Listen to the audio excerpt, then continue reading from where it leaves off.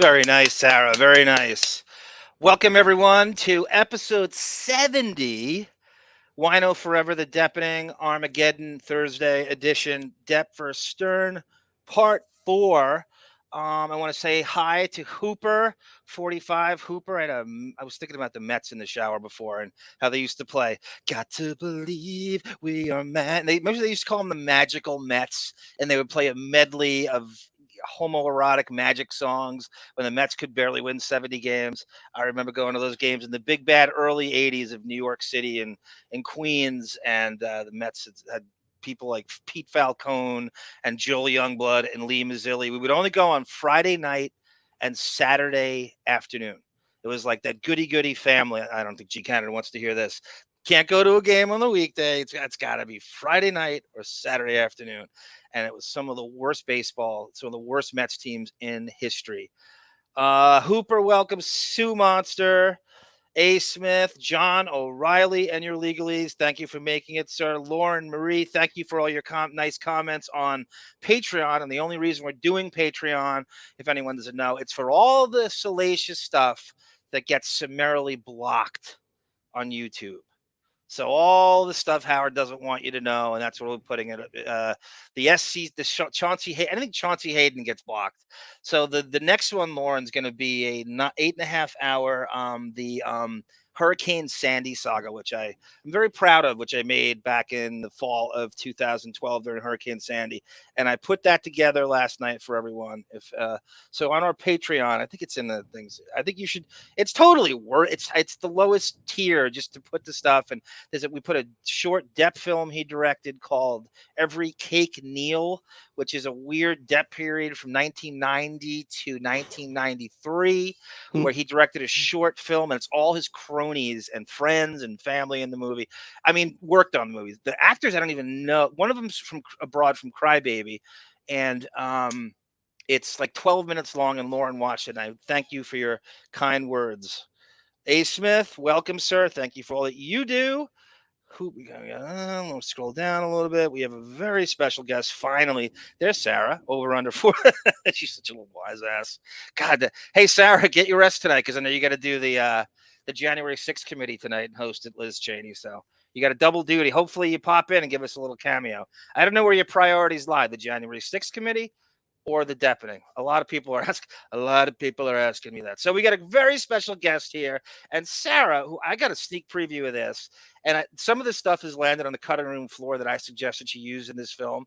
And this is her tribute, her opening to Bon Jovial, and hopefully this triggers and by the way, I want to thank Bon, because it's 9 a.m. I think you're 10 hours ahead, right? So it's 9 a.m. in Australia. And I know from doing the Deppening during the live trial streaming, the circadian rhythm, that doesn't work at that time. I do not like doing this shit any earlier than like 11 in the morning. That's my cutoff. But I cannot thank you enough for making this. We've been trying to get you for quite a while. So this is, get ready for this. I got a sneak preview, but I love it. I hope I'm not being biased. This is Sara's opening montage tribute to Bon Jovial, his intro whenever he's on the show. As you've seen, the David and Scott Baylor, who I want to thank both of you for doing a stellar job sitting in to rave reviews. So this is Sara's opening montage for Bon Jovial. Enjoy. Have to believe we are magic.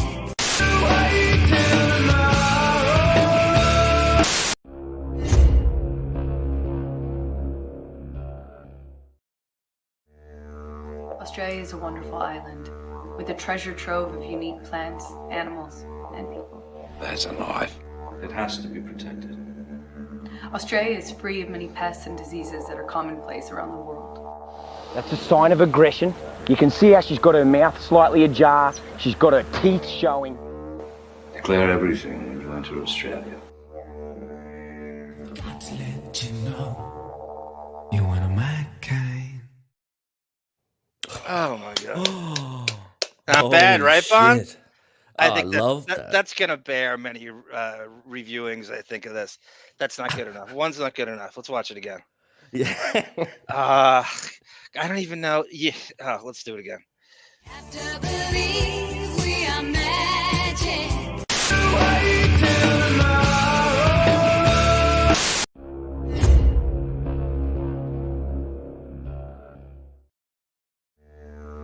Australia is a wonderful island with a treasure trove of unique plants, animals, and people. That's a knife. It has to be protected. Australia is free of many pests and diseases that are commonplace around the world. That's a sign of aggression. You can see how she's got her mouth slightly ajar. She's got her teeth showing. Declare everything when you enter Australia. Let's let you know you want a mad kind. Wow. Well, you are kind of a prisoner because you're Australian, right?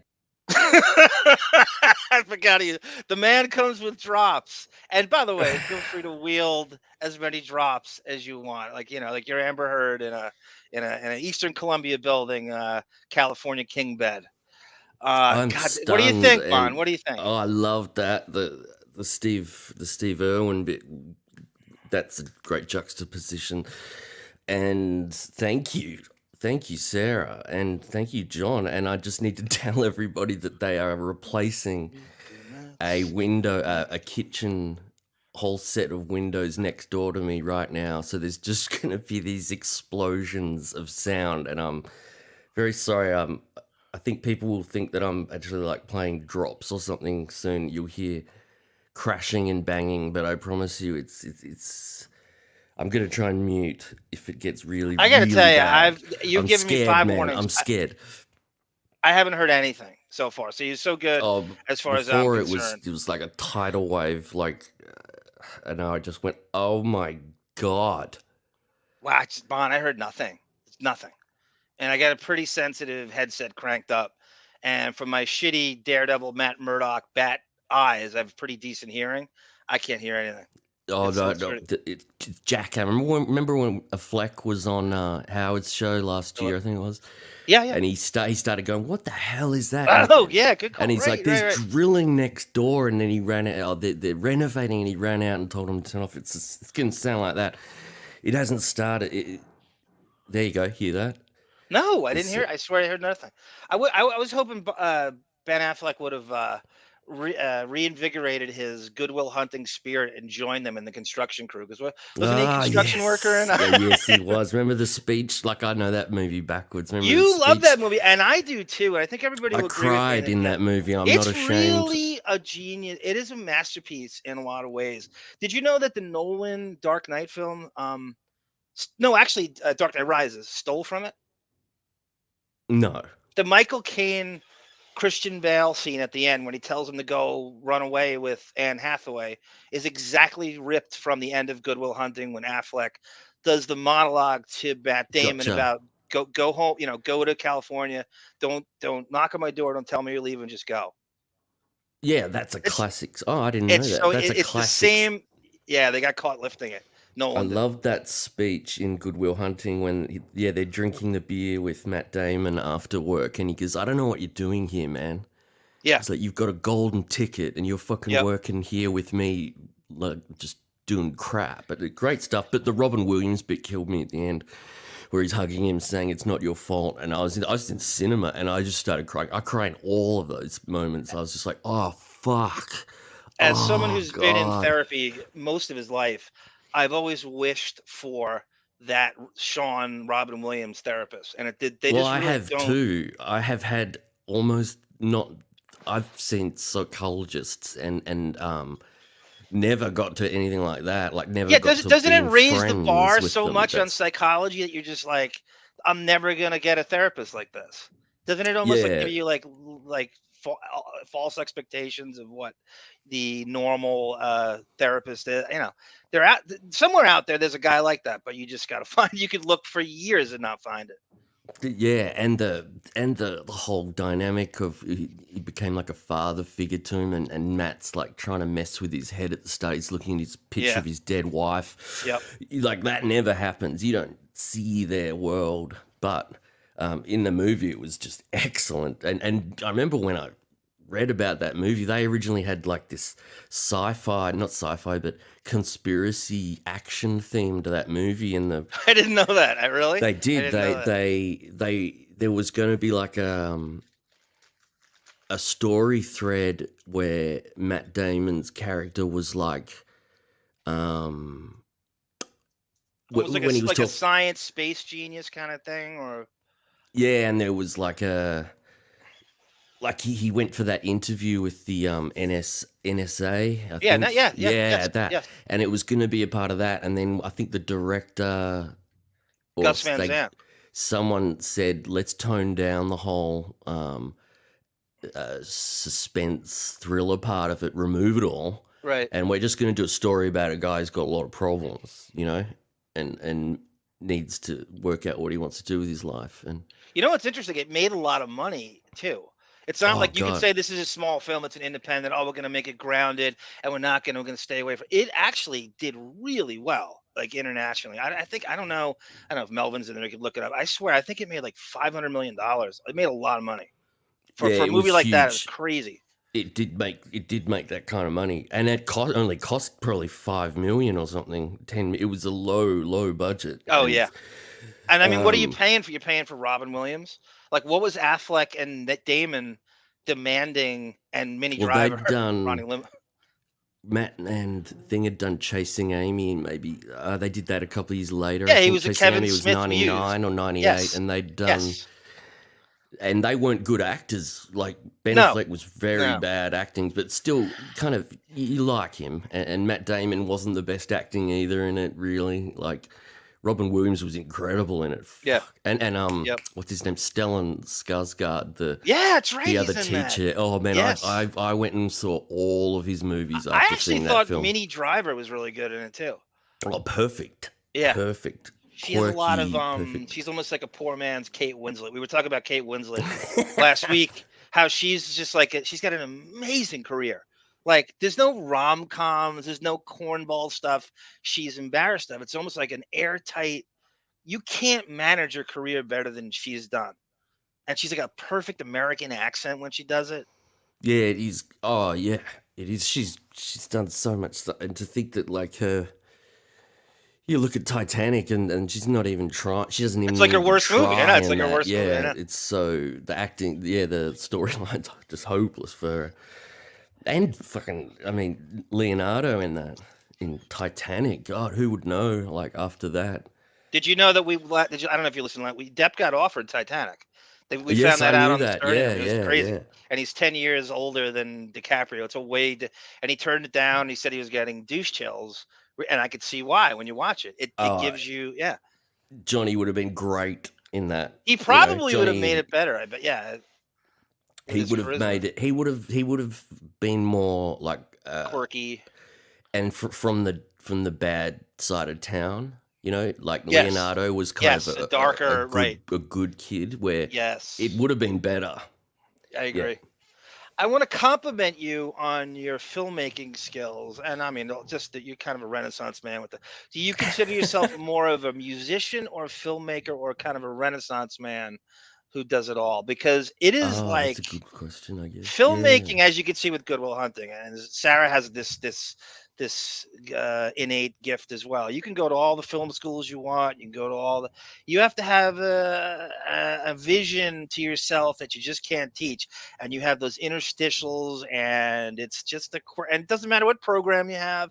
It's just your touch on it, and the Bon Jovial brand and stamp. It's everything you do is kind of Midasy, if you know what I mean. I've never That's seen very nice I've of never you. seen you do a bad job ever. Yeah, I did the music stuff when I was a kid, so learning guitar, and playing in bands, and then learning how to record music and all that. That was in like the early 2000s. I got the computer, so the editing's come in, and because of just being able to do it all. What time did you? What was the first age you played guitar and felt? I you learned were- guitar when I was in year 7. I started Wow. learning guitar. So my story's like Depp's age Depp's 12. learning guitar. He was You learning predate that, him by yeah. 5 years. That's crazy. I think he was picking up a guitar. Oh yeah, he wanted it for his birthday, didn't he? A guitar, I think. It was his mom. 14 or There's a real 15. Elvis in me complex Depp has with his mom. His mom, his uncle was a preacher in a church Baptist band, and I think they wanted him to play guitar for it, so they got him a guitar, and he would just sit. I just locked myself in my room. I just learned, I bought myself a chord book. Finally, he's a $25 guitar. I want to say hi to everybody in the chat. Thank you, A. Smith, for the $2 super sticker. Des G Canada, we missed you last week, sir. Cindy Lou Who, welcome. Who do we forget? Texaho. Texaho is the most anti-millennial person you'll ever meet on the face of the earth. She spent I don't know how many times with millennial smears all through incredible. She can turn anything, any situation into a rant about millennials.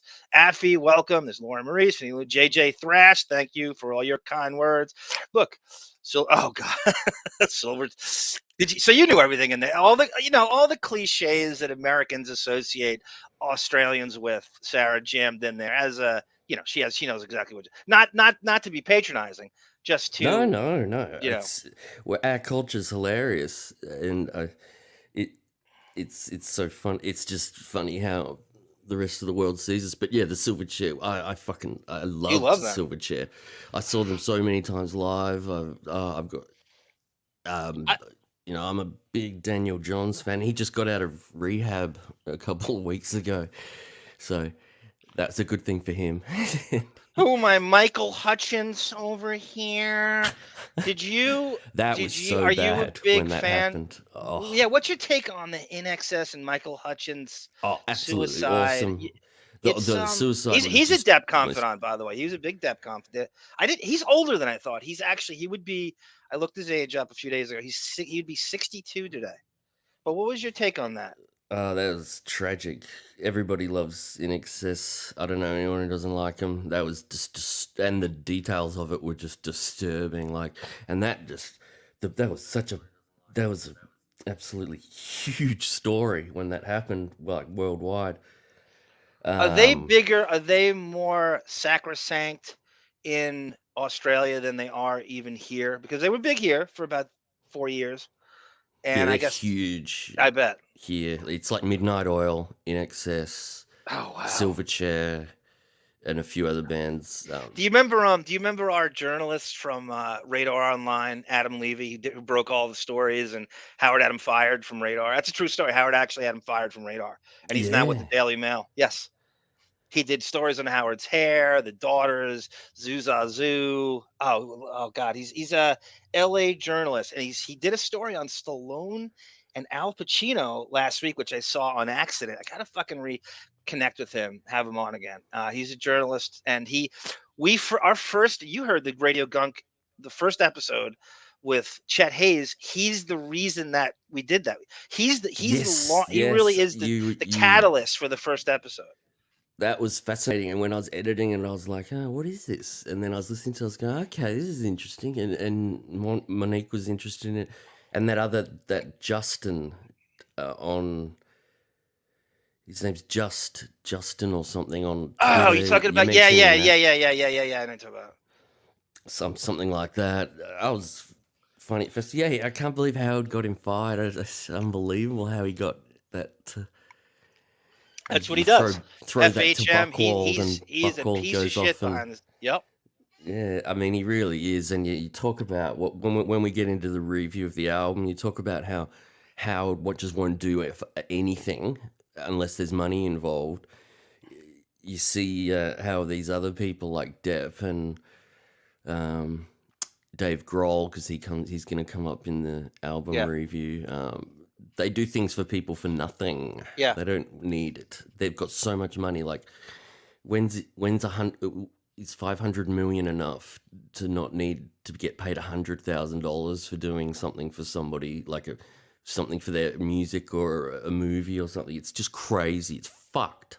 Well, he hides under the auspices of fake and I mean the fakest of integrity, that he's hiding. He's trying to cultivate some brand. What brand exactly is this with pegging and anal it is the most lowbrow. What brand are we cultivating here? Like he's It's got some disgusting. he's And I'm not conservative or anything. Like I'm not like I it's no, just no, it's boorish. I disgusting know to exactly listen what you mean. to. It It's makes you brain want to. No, it rotting. makes Yeah, me yeah, sick now yeah. and It does. depressed. Like I Yep. can't even listen to that show as much as I used to. Like for the live when he's on live, I listen Oh, I could hear it in for your a voice. while and then I You just are get repulsed. really, really sick. And for you, like I've said on radio, going for you starting your day, I don't know how you could. No, you can't start your day now. 10:30 a.m. Starting you your want day to like go that. outside after that. It's like that brings you so far down. Like I'm in bed, it's night here, so I just turn over and go to sleep and just go, oh, The brain, oh. the IQ drops, the chromosomes drop, and you are repulsed. And all you'd think of is this guy gets $4,000 a minute for this tripe. That's all I just keep saying to myself. It is just it's anti and it's not entertaining. It's not. And the last thing the guy cares about is entertaining anyone. It's the last thing on his mind is your entertainment value or what his version of it, because no one's going to tell him that it sucks. So it's never going to change. It's only going to get, like anywhere you are, it's only going to get worse. It's only going to take away. There's very little he can do to make that show worse, except, and we called it, have less guests. Right? I mean, Oh there's yeah. nothing, it can't be any worse. The only thing you could do is just have less guests. And how much lazier can you get? Lauren Marie, you're so right. Bad. She It's says so nothing bad. but great movies come out of the 90s. Is there any better decade? Really? I mean, there's so many masterpiece. It's almost like when it hit its height, artistically and art house wise. She's so all that's Goodwill Hunting, all that stuff, all the great film, all my favorite movies are out of the 90s. And the Absolutely. music, you look at Music. the albums, you'd have maybe a couple of bad songs on an album back then, out of 12 songs or 13. Now you get one or two good songs on an album and the rest is crap. It's just I know. like You're right. they make the expensive video clip and pump those few songs and you listen to the other stuff and you go, oh my goodness. And that's bands that I really like. They just can't do it anymore. There's a different mentality man. to it. Pell has a welcome. Pell. I don't know if I said hello to you. NA. Well, NA, by the way, Bon, I should warn you, is a Depp contrarian. He likes to take the other side, and I like. I found, and we're gonna do a whole show on this. I found an anti-Depp Reddit subreddit that's and it's Depp delusion. And it's insane. It's all these crazy feminazis, Amber Heard fans, Oh, just and they think he's pissing, bringing up guilty, his yeah. dirt. It's crazy. It's so much. It's so funny. And I think we're gonna do a show on it where we go through it and analyze the other side. I called Depp out on really losing No, his you have. He's artistic not. fastball in the last decade. I have no problem doing it. And there's a I lot could of talk things I about disagree that. with. I mean, Yep. what's the last good film I think he did was You didn't From like Hell or something like that. you didn't like City of Lies. Or did you? I did. No, I didn't actually. It just got.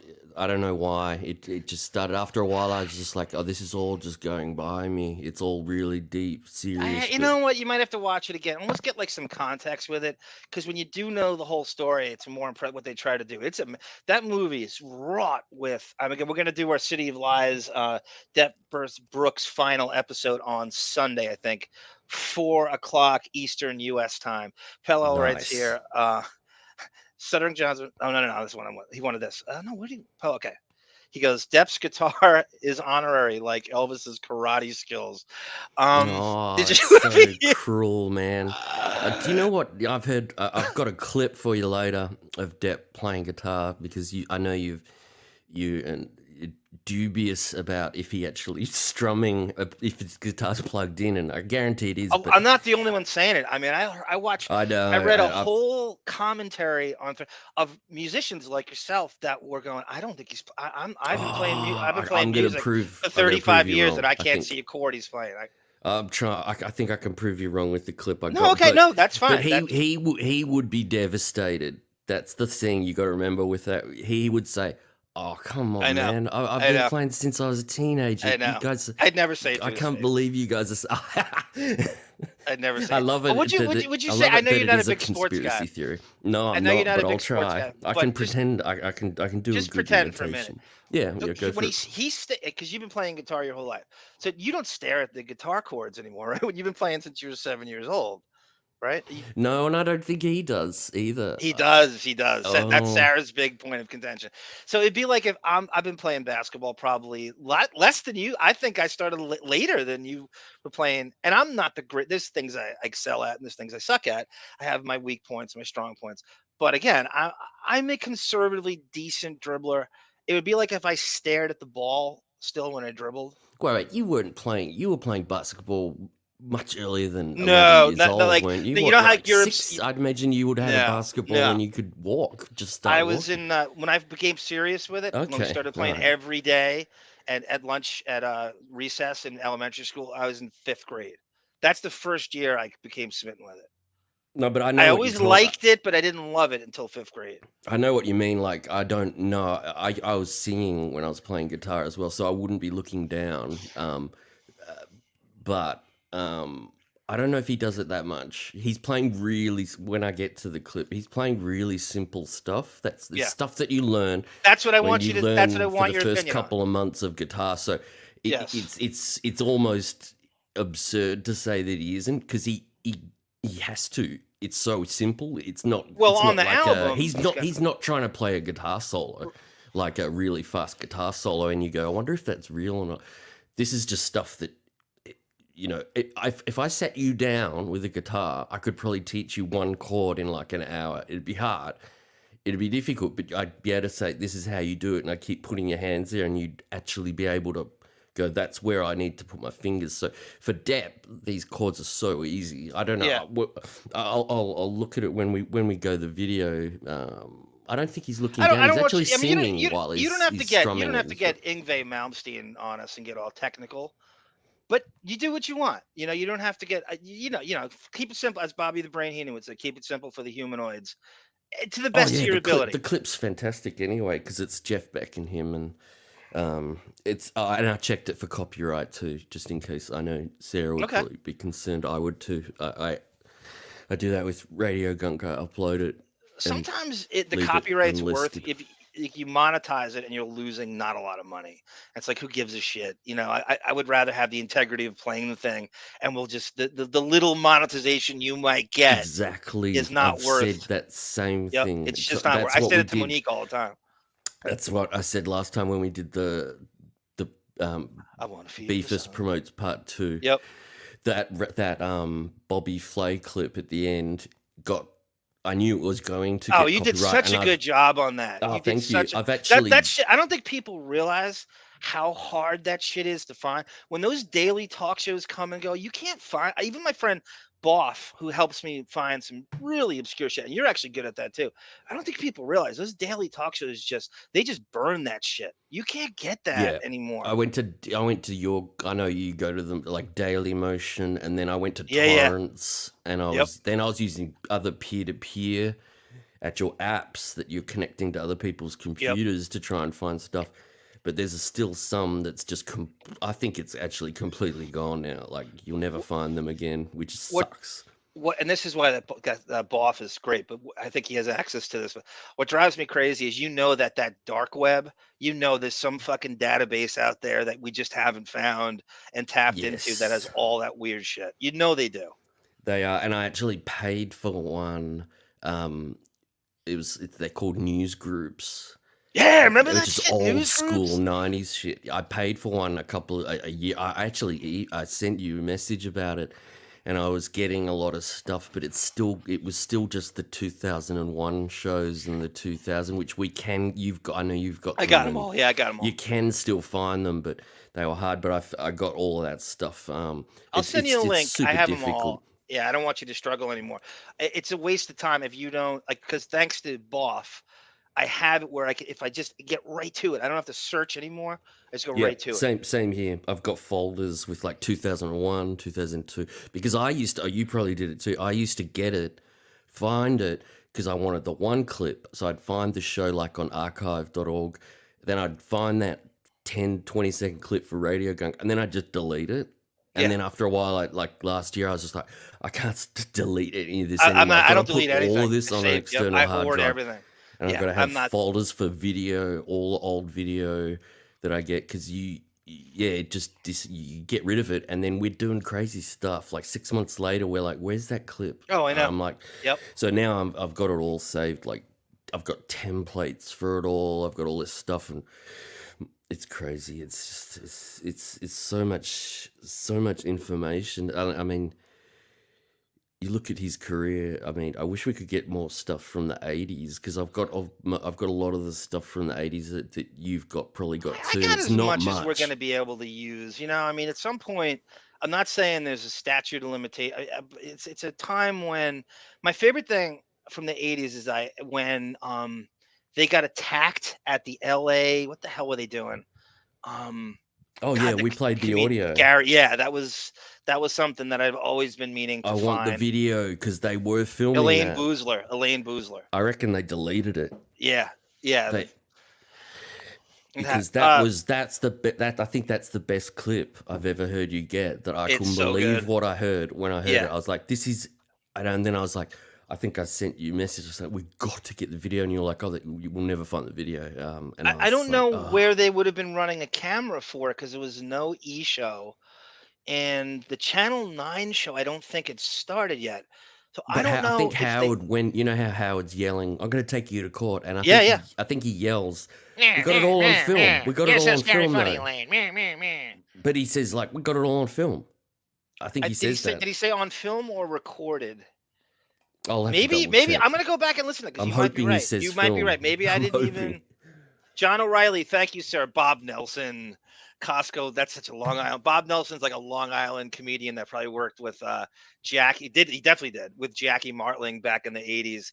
He's just very shticky. He wears a football helmet. I can't believe that reference. John O'Reilly, thank you, sir. He's a SVP. comedian who wears a football helmet on stage. Is that what Oh, you're you saying? know him?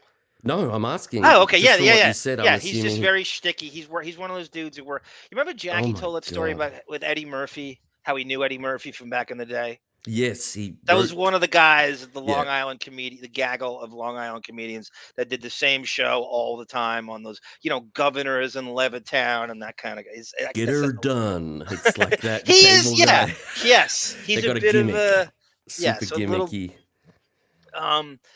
hot dog. He loves Costco, the Costco reference. The price today. We have no plans to increase the price at this time. Yeah, Costco did not. And thank you, John O'Reilly. It was that I was like, whew. Costco's had a massive hot dog and refillable soda for $1.50 for what I think is 25 years at least. It's the best food deal in the history of mankind. And it's the best. Declan McClintock. Have you watched Red Bar? Oh, Yes, I boy. have. Yes, I have, Declan. Declan, oh my God, the McClintock YouTube site is the mashup, is the greatest mashup music, Bon, you'll ever want to hear. They have my favorite one so far. There's a lot of them. Is James? Oh God, it's Hip to Be Sandman. So they fused together Huey Lewis and the News and Metallica, and it's James Hetfield and the News.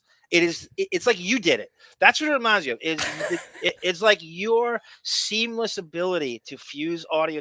It is crazy. It's like they did collaborate. What's great about it is Metallica takes themselves so seriously in every way. Yeah. Oh, To make them reductive with Huey Lewis is God. I watched it so many times. I can't.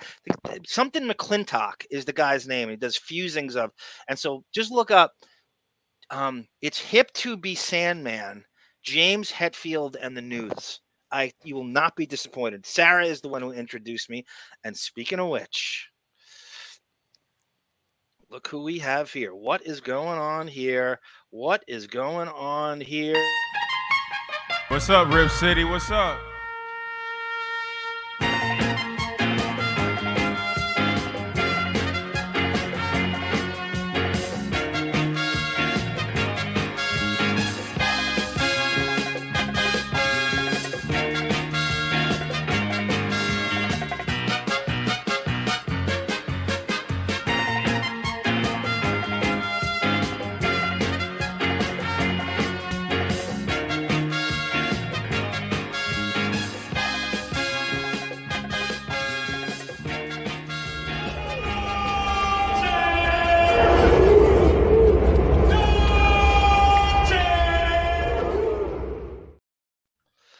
who it is, That Mom. was awesome.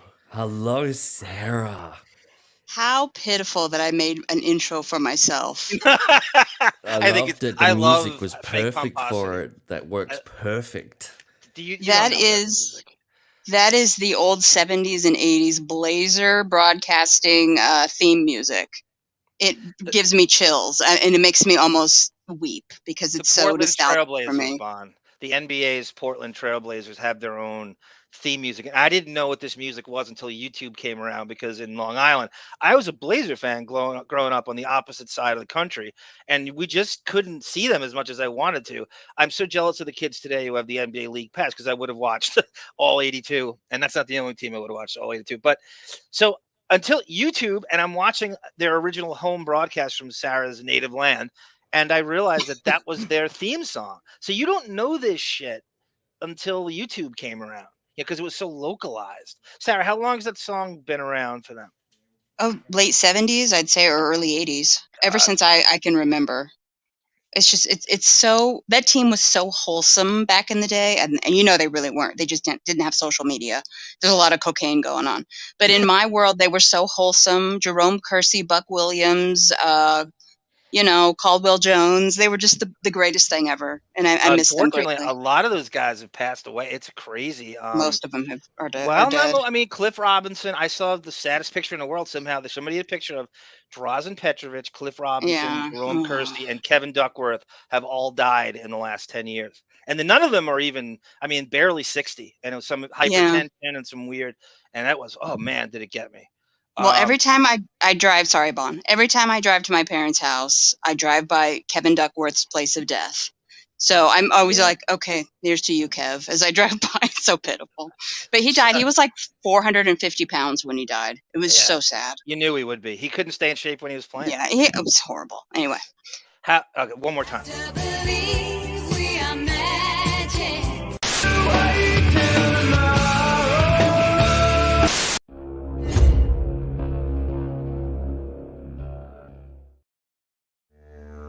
Australia is a wonderful island with a treasure trove of unique plants, animals, and people. That's a knife.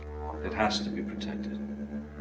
Australia is free of many pests and diseases that are commonplace around the world. That's a sign of aggression. You can see how she's got her mouth slightly ajar. She's got her teeth showing. Declare everything when you enter Australia. Let's let you know you want a mad kind. I'm honored. I'm glad you are, Thank because you. I'm sitting there like you're welcome. I'm critiquing my editing on that the entire time I'm watching that. I'm like, oh God. Well, that's where you and Bon are Oh, kindred this is- spirits, Sarah. You have very this is- similar filmmaking proclivities, I feel. I'm still learning. I have a horrible program, and I'm still learning. So It's not I have a about long the ways to program. go. I find it's about the filmmaker. I think you can only do so much with trickery. Well, you're limited sometimes. But she gets it. fresh- I can see she gets it from the Steve Irwin and then the juxtaposing with and for some reason, I can't believe I'm saying this. That picture of Amber Heard like gnarling is hot. I don't know why. Does anyone Ew. else in the chat agree with me? No. I don't know why. There's something about that I go, she's vicious. There's something she looks so perfect, but she's going I don't know. I don't know either. Well, we have a new guy, a fresh start painting. Welcome, sirs. I found this from Gunk. I love this podcast. I walk around on a daily basis going, who am I? Okay, I got one for you. Who am I? Gus Van Sant over here. Oh.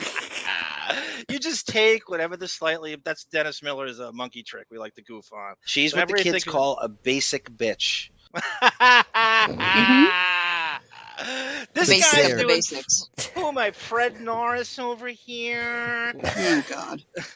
This guy's doing. You are so good at that. Those drops. It makes you think. Fred is. You should get Fred $6 million a year.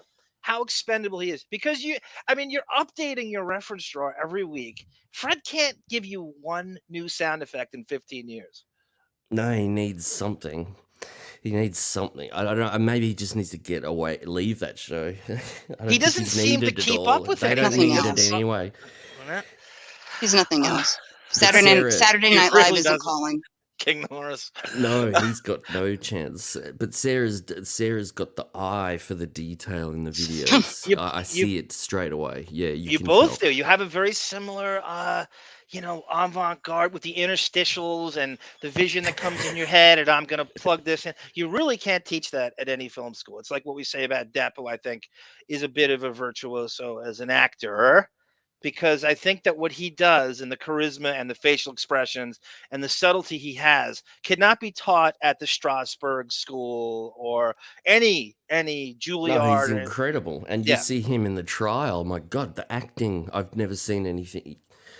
That was What? incredible. When That's he told natural. his story, that was like he was still. I think he was still acting. We have it what we call Hunter S. Walken is his speech cadence. And that was so slow. I had to put it to 1.5 times speed on YouTube when I watched it later, just to not have to stop, because when you speed it up, it's like he talks like a normal person, like I'm talking now. But if you slow it down, but he has that side to him, Bon. You've everything- heard his real speech cadence in the tapes.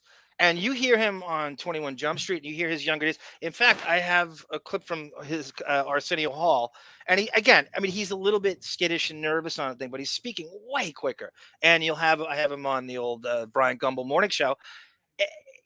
So I do believe it's affected and deliberate in a way. And we were told by Josh Richmond, who's his friend, that it's deliberate. It's very much intentional. He's running the clock out, as it were, like he's handing it off to John Riggins in 1982. Cantankerous, irascible, for Christ's sake.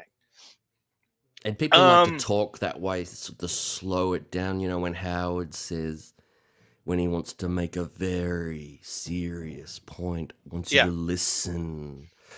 Depp seems to love that. And like, I know you covered it so much, but the accent change over the years is, I haven't even looked, but I'm sure there's a YouTube video that shows the accent changing. Oh, it is. I mean, Depp, I want to throw yeah. this at you, but while you remind me of Australia.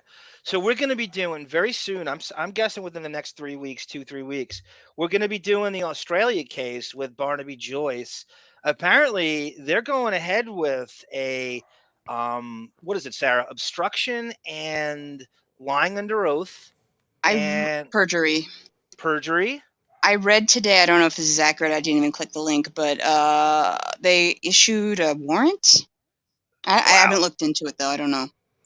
So we're going to want you on, Bon, if you would, to give us your take on us. Obviously you saw Sarah put clips of the Depp Amber Heard apology with that crazy witness protection apology she put in there. That's innuendoing the Barnaby Joyce Australia dog smuggling case, which we're going to be going to in the next couple of weeks. So we would, if you want to join us, I don't think we could do it without you. Well, I'm keen. obviously he must know Barnaby Joyce. He's Australian. Yes, Real quick, what's your yes. take on Barnaby Joyce? This is a bit embarrassing. I don't really know. I know. Oh, you don't I know follow? the Okay, you don't name. follow politics. Good for you. No, hold on, Barn. No, there's a whole bunch of things that it's just gonna remind me in a sec about this person. Yeah, he went to a major situation a year ago, I believe. A scandal? Yes. A sex scandal? Tell me more. Yeah, alleged sexual harassment. Oh. So, and I'm sure you caught that he and Depp were trading barbs for he had years. an affair. He had an affair in 2017, and that's kind of after. And he was having an affair with someone in Parliament, the Senate, you guys call it, or whatever, in politics, and he should have disclosed that. And I'm just reading about it now. This was big on the news, but yeah, I don't particularly male? follow. You could go to it next week. Next time. You could look it up. Don't worry about it. Don't put pressure on yourself to read while I get it. You just know that we're gonna probably summon you if you want to join us for that. Maybe you could. He was investigated though, like a full investigation. And about his travel expenses. Okay. Which is always a big thing in Australia. Gee, Canada writes with their travel expenses, they should not. They charge stuff that they should not at all. Anyway, so continue. Sorry. No, that's okay. G Canada's favorite band is Midnight Oil. And the reason I brought up Adam Levy before is because that's his favorite band. I think I talked Classic. to him. He loves Midnight Oil. I thought that was he said he's seen them like a dozen times or something live. This is I've crazy. always wanted to. I haven't. I think they're done. I think they're touring America now. Final tour ever. Okay, well, I think they're bigger than I think because I think in America we dismissed as some like 1-2 hit wonder in the late early 90s, and I think they're much better than that. We do that a lot. We Yeah, they're dismiss bands. they're on the level of The company. here. They're almost like in excess. Midnight Oil. Those are the classic 80s, 90s, just super bands. And Silverchair. Silverchair have won the most awards of any Australian group. Our version of your Grammys in Australia, they've won the most, which is just unbelievable for a band like Silverchair What about Rick to win Springfield? that many awards. Rick Springfield? Don't talk to strangers, you know they'll only use you. By the way, I learned the word mood. I must say, I learned the word mood from Rick Springfield. I really did. I did not know what the word mood. The point is probably mood, right? Oh, and I looked, I'm like, what the fuck is mood? I love that. I mean, I'm like a teenager. I'm like, I thought I had an erratically decent vocabulary just based on what I was, the ballywick of what I was watching, and I would try to learn the vernacular. And I didn't know what mood. It drove me crazy. You are wonderful. You are such a treasure. I swear you've been obsessed with language since the first Radio Gunk podcasts. You were always complimenting Monique on the words right from the get-go. I think she slips it in thinking we're not going to call her on it. And I think she likes to, and I think she knows we're not going to know. Dennis Miller does this all the time. He knows you're not going to know the word, but says it anyway. He likes when you go, what? Trepidatious? He likes that he knows something you don't know. Well, let me tell. Monique did the greatest. This is the greatest one ever, and I don't even think you reacted to it. It was the second Gunkworst episode. She uses a word that is now only being used for like a couple of years. Fungible. Fungible. Yes. In 2015. Yes. It's a very I did not know word. what that word meant until like a year or two ago when all this NFTs was happening. Yes. She says fungible in 2015. Yes. She just tosses it into the discussion. Yes. I want to bifurcate this guy's fungibility, for Christ's sake. When I heard that, when I was doing the Gunkworst, my mouth was wide open. I went, oh my Lord, this woman, she's a mysterious woman, There's so many layers to the Monique. She says she hates women last week. I mean, I hate men, but which I don't entirely buy. But she's not a basic bitch. I could say what I said about Beth. Monique is not a basic bitch. That's not. That's true. She's complex. I mean, she likes fashion. I mean, some of the things that are a little cookie cutter that you would associate, but she's not a basic bitch. I saw a huge penis in the parking lot at Midnight Oil, says Texaho. Circa Dallas 1980s. The ugliest dude whipped it out to relieve himself. Oh my God. Oh my Jonah Falcon over here. Texaho they were booed off stage. Gary Puppet. Hello, sir. I'm so lonely. Gary Puppet, you gotta. Lauren Sivan was in the chat before, Gary Puppet. She was asking about you, and she dipped out. She should be back. Jillian Barbary, Aaron Andrews, and Lauren Sivan were all in the chat. All right, Bon, you want to get into this? So Bon Jovial, and he reviewed the Depp Jeff Beck album for us from a musician, a guy who's been playing guitar since he was 8 years old, right? 7? Depp or no, you mean you, Beck? you. Oh, me. Sorry. Since I was 11, year 7, yeah. 7 years old in American years. He's been playing guitar. Depp has been playing at age, Sarah, no, I was 11 years old. 11 okay, years so old, you predate that by 1 year. He started at 12. Don't you call grade 7 year 7? No. When you're 11? We should, but we don't. What do you call that? Year 7? A freshman, you call grade, 7th grade, really, is all it is. Oh, okay. Yeah, we call. Oh, well, but everybody's 11 when they are in grade 7, aren't they? Pretty much. Maybe if you All get right. like some of the kids have like a late start, and they might be like if you had a birthday like in December, you might be like it was a really big deal to be 6 months older than another kid back then. So Well, I was a maybe year younger than everybody else, so I always felt not good. Everyone was older, but that's a but big yeah, deal though, right? When you're a few months. Sarah, you considered just normal, or were you considered young for your grade? I was right in the middle. I had a summer birthday, so Oh, I was so jealous of kids who had summer birthdays. why? The Beth birth because the pool parties, the birthday pool There were no party. pool yeah. parties here. Oh, please! You said you had a pool.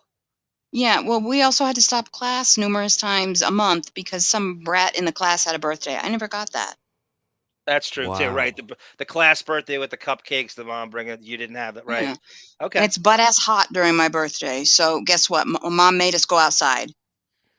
And I it's want to 100 pee in that. degrees. I want to pee in But you that had pool. a I didn't pool have a though, pool. didn't you? You would love that. Didn't you Yep. go jump Yeah, in the we had a pool? pool, but I didn't. Oh God, it's pitiful. Again, the third Tell, time I'm tell, using that word. I'm jealous. I have a pool. oh, I didn't have. I want to pee in that tell the pool. story. I You're not wish I had peeing in some my pool. background Sorry. music. Like most of the people that went to my birthday parties were like older relatives, so nobody was jumping in the pool. Wow. Oh, I know. is Did that you what have a it's one like in woman whirlpool? Oregon? That's They the called way you the it one goes. woman whirlpool, Sarah. Does that mean she puts her arms out and just spins in circles? Yeah. Well, you ever did on an above the ground pool bond where No, you could you just run run around around? the edges. The pool is Yes. big enough. You run around the edges. I love that. And it's a good work. Actually, a really good workout. You could do that as a workout if you don't want to. You run around the pool and then go against the resistance when you make the whirlpool. I'm sure Hmm. everybody's done that, right? With the I above the never ground did pool. it. Like I Oh, only it's knew great one person who had the above ground. Why can't you do it in the normal pool, the because it's below? got to be circular. The motion of that's Aquaman's move is it's got to be a circular motion when you make the undertow. So it's got to be circular to get the current going. I don't know why. I'm sure some scientists will correct me. I'm sure some marine biologist George Costanza will correct me. But it's got to be sound a like Ultron. When did I say that? Oh my Oh god! yeah, like I could never tell you now. It's become like I have probably about 500 drops from this show that I haven't even been able to get to label. Like the whole story's out of control with the drops. If I check my drops folder, I don't even want to check the amount, the number. It's become. I gotta get on that again too. I gotta send more drops to you. The ideas come. You have to write them down as they go because they come in and out of your head just as fast. You just think I was going through Mark Harris stuff the other day, and I found the very clip where he goes, "Oh really? Well, why don't you buy me a car and forget it?" That's just so mandatory. Hey faggot, why don't you come down to Detroit? We'll make a man. And he goes, and you know how Mark Harris has those quick, sassy comebacks that are not particularly funny, but they're very quick. And it's just him. We're laughing at him, not really with him. And he just goes, "Oh, really? Well, why don't you just buy me a car and forget it?" It's And drop worthy. I love those. They're perfect. It is. G Canada. Like so Yeah, that was my I birthday. just screwed. My dream. Go ahead, man. Go, Johnny. Go. I No, know you I go. just screwed it up because Sarah just said she doesn't. She yelled. She said to you, "Oh, come on! I didn't pee in the pool, but I was talking over it, so I just fucked it." That's how I'm I don't know. thinking. Like It was when she clear. said that, I Oh can't. no, Bon. No, I thought I it was can't clear. separate it because I try to get them so it's just one person. So You I want was me to about say it to say, again? can you? Yeah, Do it. Do let's it. Do it. reenact it. Do it with Sarah, passion, though. I want to pee in that pool. You're not peeing in my pool. Thank you. And The Scam Squad. And cut. And action. G Canada, that was my dream birthday dinner is triple whoppers, Walmart fried chicken, and Costco hot dogs with John O'Reilly at the birthday. Oh, I want to throw up. Burger King. All right, so we're going to get into it. Bon Jovial is going to give us his review of the Johnny Depp Jeff Beck album. And before he gets into it, I just want to ask you, how much of a Jeff Beck fan were you? Do you know him from? I don't know anything about. I mean, that is Yes, I know Dinosaur Jeff Rock. Beck. That is I know a lot. Tyrannosaurus Rex. Dinosaur I'm Rock. wondering. The I'm just wondering. Yardbirds. I'm just wondering quickly if I should take my dog out now before I do Yeah, it. go 'cause I ahead. have because she has You to want to read. Are you Sarah and I good to for? We'll talk Yeah, to are the you chat. We'll good? talk to the chat until you come back. I'll try to do it quickly. I've got to just it's That's 10 okay. Go a.m. now, ahead. so I'm just she's gonna go berserk. Okay, Oh, I'll my mute. gnome de facto over here. You can do what you got to do. Okay, I'll be So, okay. Sorry. Okay, thank you. Okay, bye. Sarah, What? are you tired from your workday? Yes, 11 hours will do that to you. Melvin says stick a knife in this, but you have that great. See, that was my American. I've been saying for years that America should have the option in every form of employment that you can take a longer workday and get to choose another day off in the week to give yourself a 4-day week instead of. Well, yes, I have Wednesdays off, but that's by Wednesday evening at bedtime to prepare to go to work the next day. That's when I'm coming out of my coma. So I'm out of my coma probably a good half hour on Wednesday before If I you have had to enter it again. if you had your Sally Struthers, what would you choose as your optimal day off if they gave you the day off, right? So if you had to choose, what I would don't you know if I choose? could do 11 for 4 days in a row, so I'd probably keep the same day. Yeah, that's pretty. I mean, you're getting humped and then you're jumping a Thursday. That's not bad. The other thing too is that there are a lot of Mondays off anyway. Not that it's every week, but Mhm. I think Monday is the greatest day off. But you get a lot of 3-day weeks with Monday. So why take Monday off if you're going to get it anyway sometimes? Mhm. Because Yeah. you'll lose it. Wednesday is a day that's almost never a holiday, right? I mean, when is that even ever a No, holiday? you're right. I can't think of any Wednesday holidays unless like the 4th of July falls on a Wednesday, but who cares? It's boring. NA is uh fascinated by your Cleveland Brown fan origin story. It's a very weird life I've had. My marriage threw me off completely with the sports world, so I'm You, recovered your and state's I'm weird. taking one You day don't at a have time. you don't have a Major League Baseball team, and you don't have an NFL team technically. So you're just sort of wandering around. And I mean, I guess you get Seahawks games. Is that fair to say? We get Seahawks games. They're partnered. They have the same owner as the Blazers, Oh, so right, they're right, right. partnered with Jody Allen. Allen's scam of a streaming service where nobody can see the games unless you pay like out your ass for the extra feature. Anyway, we won't talk about that. Hopefully, they change it before I die. But yeah, a lot of people like the Seahawks around here, but I just don't. Or the 49ers. That's the other one. What? That's considered a home team?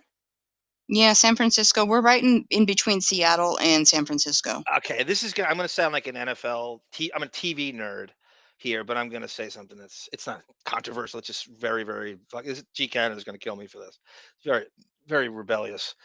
The Seahawks used to be in the AFC, right? So, I do know that. I hated when they moved to the end. I still can't deal with it. I can't deal with the Milwaukee Brewers and the National League. I can't deal with the Astros and the American League. I just don't accept it. So the Seahawks are now in the NFC. So what happens on the networks is, and usually they're beholden to. So the AFC is currently mostly CBS. Fox handles most of the NFC matchups. So hmm back then, the Niners are always obviously the NFC. The Seahawks were in the AFC, so you had a nice little package that you would get. Now the Seahawks and the Niners are both in the NFC, so you don't have What's the nearest AFC team to? I never gave a crap when I was younger about NFC, AFC. You should. Then you shouldn't. It's really stupid. They should do away with the whole kind of network. It's so dopey.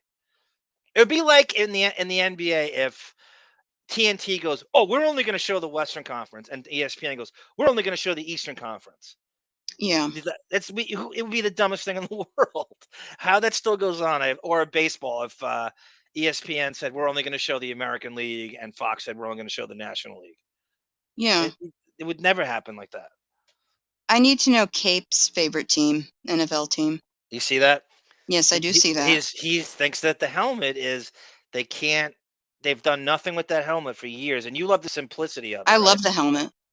I'm going to have a replica helmet on my shelf by the end of this season. If they weren't hundreds of dollars, I would have one now, but I will have one very soon, and I will wear it on game day. John O'Reilly wants to remind you of the mistake of the lake, the Brian Sipe Browns You know, year. John, not you, John, but John O'Reilly. If Deshaun Watson gets me a Super Bowl, and this is a very dark thought, so I'm warning you all, and you can clip this, I don't care. Deshaun Watson gets me a Super Bowl, I will run on the field and help him with a massage myself. Have you ever So, been to Cleveland? no, but I would love to go. You know, David, who has said now done a great show, sitting in on our show 2 weeks in a row, and everybody loves him. He's from Cleveland. He's from Ohio. I wish he was here You to know, if he navigate can hook this. me up with a suite overlooking First Energy Stadium on a Saturday night, and I will check out Monday morning, he can be on this podcast every week. I want to see David orchestrate and do a reenactment in his composing skills of the Drew Carey theme song, "Cleveland Rocks," and with you and David in the actual doing reenacting the Drew Carey Ryan You are Stiles. obsessed with that, and I don't know why. It's so corny that it goes over the line, and I don't know if it is self-effacing or they have any self-awareness when they do it. I used to just I don't know why it's so corny that it goes over the line, and then I start to like it because it is so corny and it's so ABC and it's so sitcom-y and it's so Sam Simon. You know what I mean? And John O'Reilly, by the way, isn't Buffalo the mistake of the lake? That's all I'm going to say. The Bills and the Browns have a lot of similarities. They're actually very similar. Fuck They 'em. do. They do. You hate every. You hate. I'm a weird guy because I like Choke. 3 teams. Choke. I love the Steelers, the Browns, and the Bengals. I hate the Ravens, but I love the Browns. I'm a going to Steelers take your fan. I don't even like that we do this podcast together because you are a Steelers fan, and I'm going to take that It's terrible easy towel. to be a Steeler fan. It's I'm going like to take the terrible towel, dip it in ghost chili water, and shove it up your bum. Well, no. You're not. We got to keep it very Yes. depth centric. What are you supposed to do with a towel in the Depp family? You snap it. You're right. As who did? So if you want to bare your ass to me, I will snap the terrible towel on your ass cheek. Can we get Jack while I'm wearing Depp my to Browns roll the helmet? towel- Can we get Jack Depp to roll the towel up and snap me in the ass with it in Penthouse 5? Why are you wanting a child to snap you in the ass with a towel? You remember Marilyn Manson during that thing on "You're a savage, Jack"? Yeah, he's really disturbing. And speaking of that case, Evan Rachel Wood kind of hinted that she does not believe Amber Heard today. Really? Yes, I don't have I the. saw a blurb about that. Do you have any kind of you want to summarize it or? Yeah, she's responding to somebody. They posted a picture of her with Amber Heard, and I think the gist of it was, birds of a feather flock together. And she went off about how people once posed with Harvey Weinstein. That doesn't mean they believe Harvey Weinstein's story. Right. So it kind of that hints that, maybe she feels the same way about Amber Heard. But then Eve Barlow, the current Ms. Heard, Mrs. Heard, I guess it is now, but she was saying, oh my God, Evan Rachel Wood better keep my woman's name out her mouth. Wow. So, and then she deleted that tweet rather quickly, but people saved it as they do. How does the trial go if Evan Rachel Wood's on the stand instead of Amber Heard? I think there are two strikes already against. She's a really good actress. I've seen her on Westworld and stuff I've seen her in, and I thought she was very convincing in the HBO documentary. Anyway, he has 2 strikes against him. He's not going to clean up the way Johnny Depp cleans up for court, first of all. And she is a much better actress than Amber Heard. So I don't know. I don't even want to get involved in that case. And he has 16 accusers. Yeah, well, so do a few people that I follow right now, and most of them have been proven to be false. So, Deshaun Manson? Deshaun Manson, no. Marilyn Watson? Noam de facto, Deshaun Warner. Right? The definition of interstitial, occurring in or being in an interval. Let me read this, Feeney.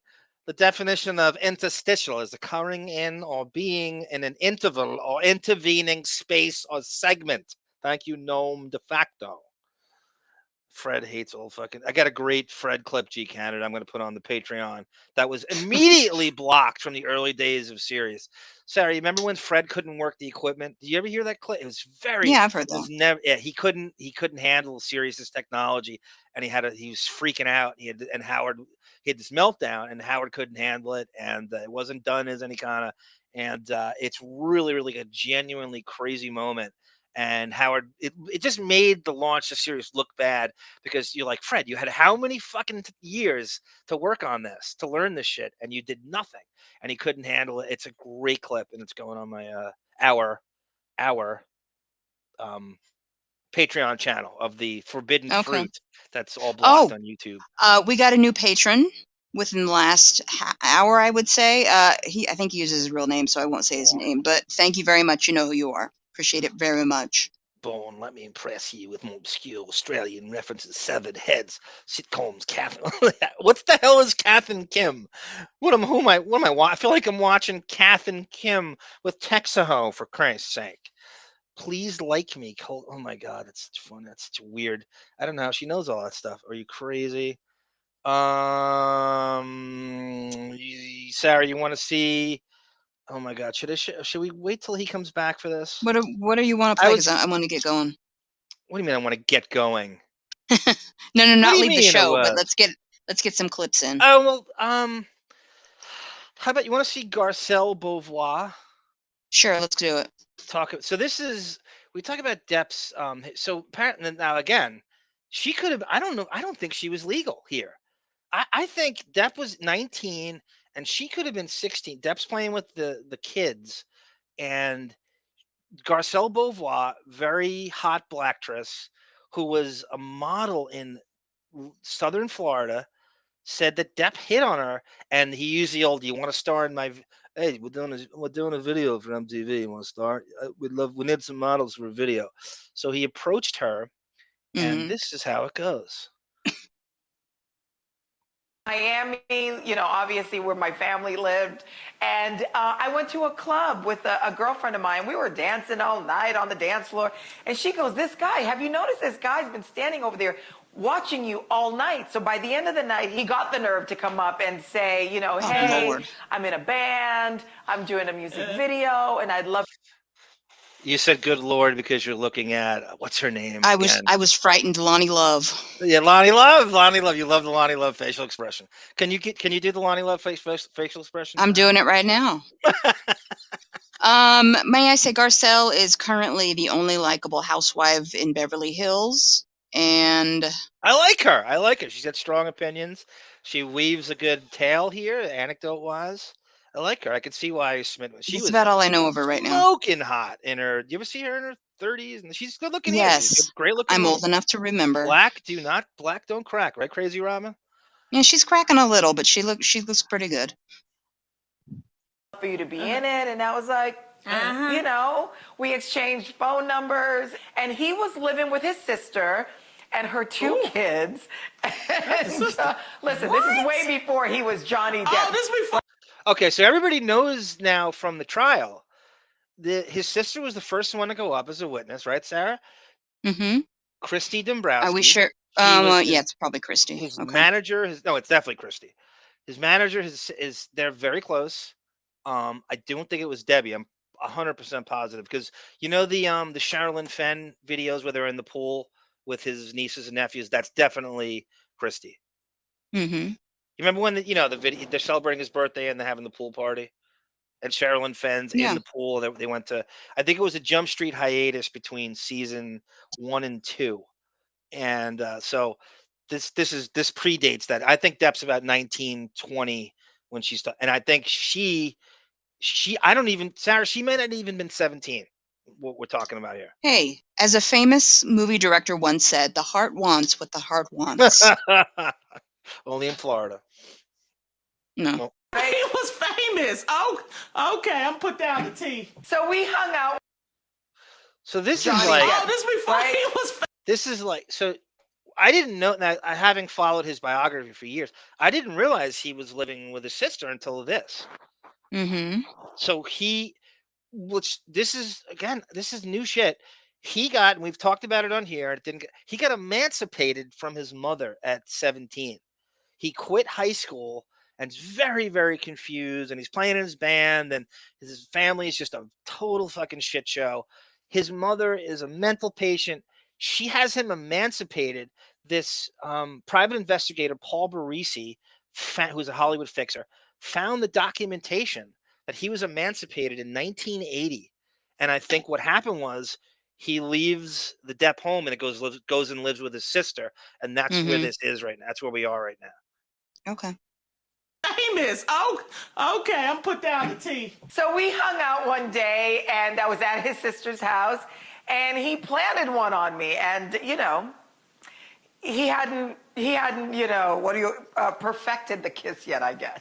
Oh, is how I'm gonna leave it. Got it. Wow. Got it. Holly Robinson begs to differ, right, Sarah? Oh God, I would take the tongue from him right Love in the that middle of court. Love that brown sugar. That's pretty good. I mean, that's great too. And that's how racial harmonious Depp is with Violetta Wallace. In early 80s South Florida, a biracial couple is pretty ballsy to attempt that, I feel. Yeah. Well, you do know that I am 0.004% black, right? No, I didn't know that. So you are welcome to my brown sugar. You were black like Depp is Cherokee Indian. You were black like Artie Lang is Cherokee Indian. I did my 23andMe, whatever it's called, and I was shocked how white I am.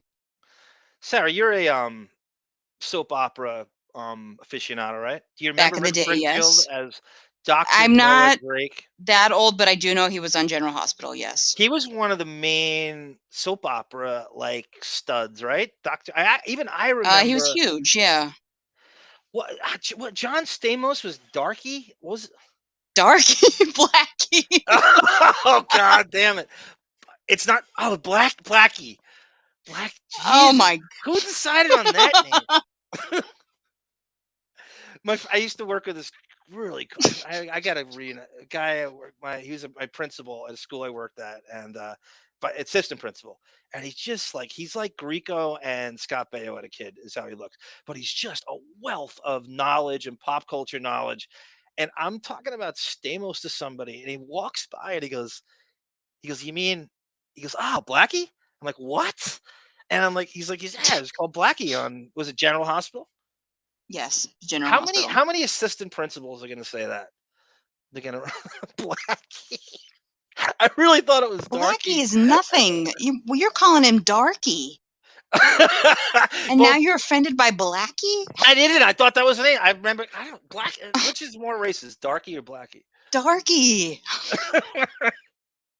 Oh my God. To bring it back to Depp, as we often do here, who's in the Eastern Columbia building? Who are the celebrities in the Eastern Columbia building? John Stamos, thanks to Melvin, true. And his twin belly button that they Tom never cut Sizemore. off. Tom Sizemore. Yeah. Oh yeah, I agree. Who said it? Hold on, I'm sorry. Texaho. Self-loathing whites are so cringe. I agree. Just love who you are. You don't have to you don't have to like attend a rally. Trust me, I think that's repulsive. But just don't. White people apologize way too much for what they can't help about themselves. Yeah. I'm white. I'm sorry. Darky was also close with very similar to Depp in the way that they do have a lot of similarities. I hate to say it. Stamos is thinks he's a rocker. He tries to be parlayed, and he was a Don Rickles groupie like Depp is. By the way, do you have to unmute Bon?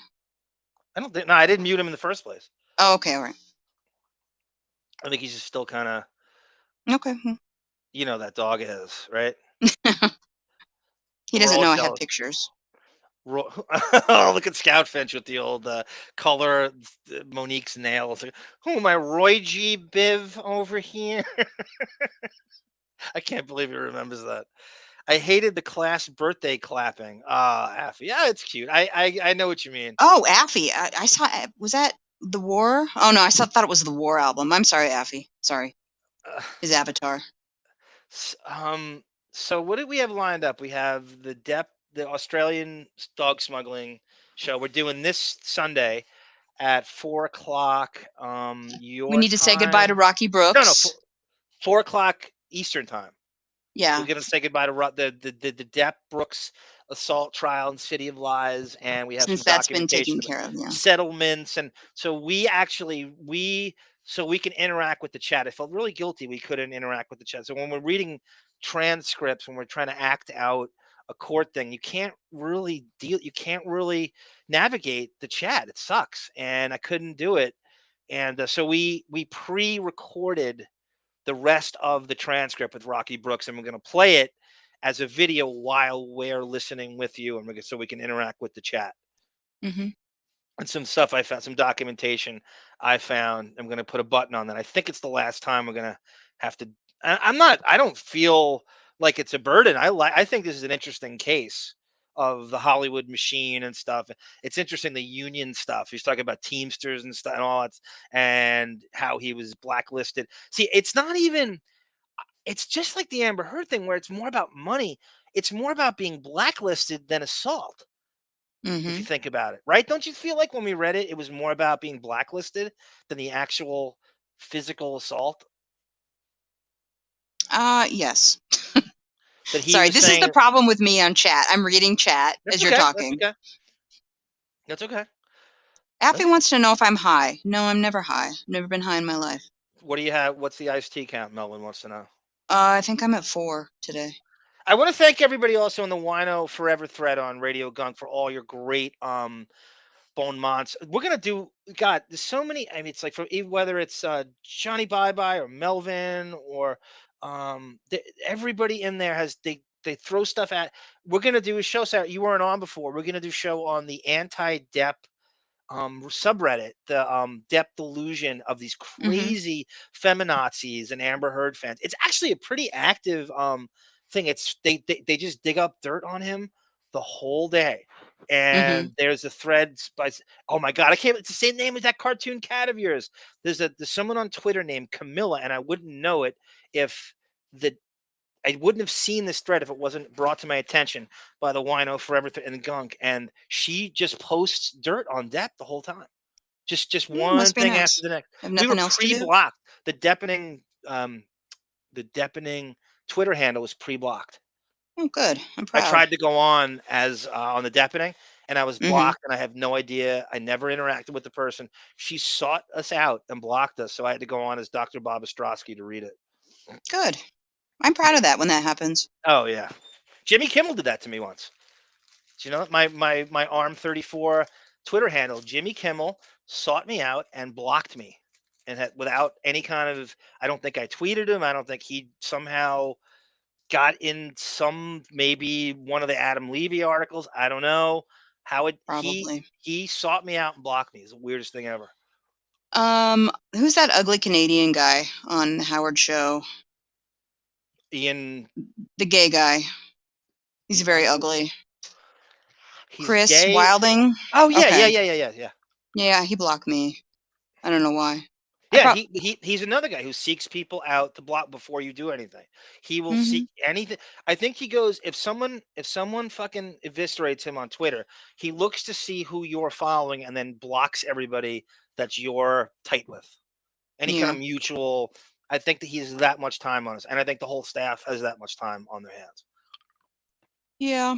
I think what happened was I posted a couple years ago, you know, when the whole blackface thing was coming around again. It's never not around. And I in know, my but when it world. first hit, I got into a thing with Radio Madison from Sirius. Yeah, I remember she was on the Stern show. Remember she used to hang out on that Friday show? Yeah, but she had this weird morning thing where suddenly she was talking about, this is in the middle of the controversy rearing its head again, but she just starts randomly talking about how great he was on my way to work. So I just tweeted, you know, oh, why do you approve of this blackface? And I put a picture up. I'm paraphrasing. It was a much better tweet, as it usually is compared to my talking. But Mega picked it up, and it kind of went a little crazy for me. But it's probably what he saw, so if I think about it, and that's why he blocked me. Oh well. That's the asterisk or caveat that a lot of times to get at these people you have to align with, enemy of my what is it? Enemy of my enemy is my friend or something like that. So the MAGA people have to take up the fight when Donald Trump Jr. brings attention to Howard's blackface. Yeah. Was Who how that cares? was how he had to address it. And I don't care how it comes across. I don't care who brings attention Mm-hmm. to it. I'm glad he did. And he Yeah. was that he went he he went on a rampage. He's on that Adderall kick, that Donald Trump Jr. fucking hyper fucking speech, 2 hours sleep. He eviscerated how it was great. That was Yeah. Well, it was one of those things. The right person got it, and I had to turn off my notifications because I was at work and my phone the battery just died in an hour because it was lit up the whole morning. But for me, a couple thousand retweets was great. I was like, okay, yeah. thanks. But Melvin I got to turn this off now. I don't care what it does from this point on. Melvin writes, Monday is the best day off in my opinion. Most heart attacks occur. Melvin, I didn't know. That's great. Melvin's always right with the facts, and I believe this Yeah, is a true I thing. believe Most that. heart attacks occur on a Monday. Let Yeah. those slobs have them. Oh my god, I didn't know that. That's crazy. It makes a lot of sense. Mm-hmm. Uh Cleveland Steamers. Cleveland is 3 hours away from G Canada, but it's a total dump. I don't live there. I just like the team. I don't know. I've seen videos of the made part of it. The city actually looks nice. I don't know. Is that a dump? I think New York's a dump.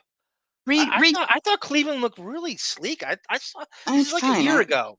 Yeah, I don't. It doesn't bother me. I mean, what I've seen, I see what the media wants me to see. But see, Cape's little humble brag here. Yeah, I was a Patriot season ticket holder from 2001, first year of Gillette Stadium through two. I got sick of going to. You Yeah. get jaded. I Oh. know. As a Steeler fan, you get spoiled too, and that's why I don't. I can deal with a bad season. We're spoiled. If they go now, it's 17 games, but let's just say back when 16, if you go 9-7, it's a bad season for the Steelers. They're spoiled. They're absolutely spoiled. But again, I love how the NFL. There's no such thing as big market. It doesn't they don't Mm-hmm. like a Pittsburgh Green Agreed. Bay Super Bowl is a huge thing, and the NBA is like, we got to market. I think that's total bullshit. If that were true, then why is college basketball, why is North Carolina, Duke, and Kentucky the biggest markets in the country, and that's making all the money? I don't buy that. Mm-hmm. The NBA it's simpleton thinking.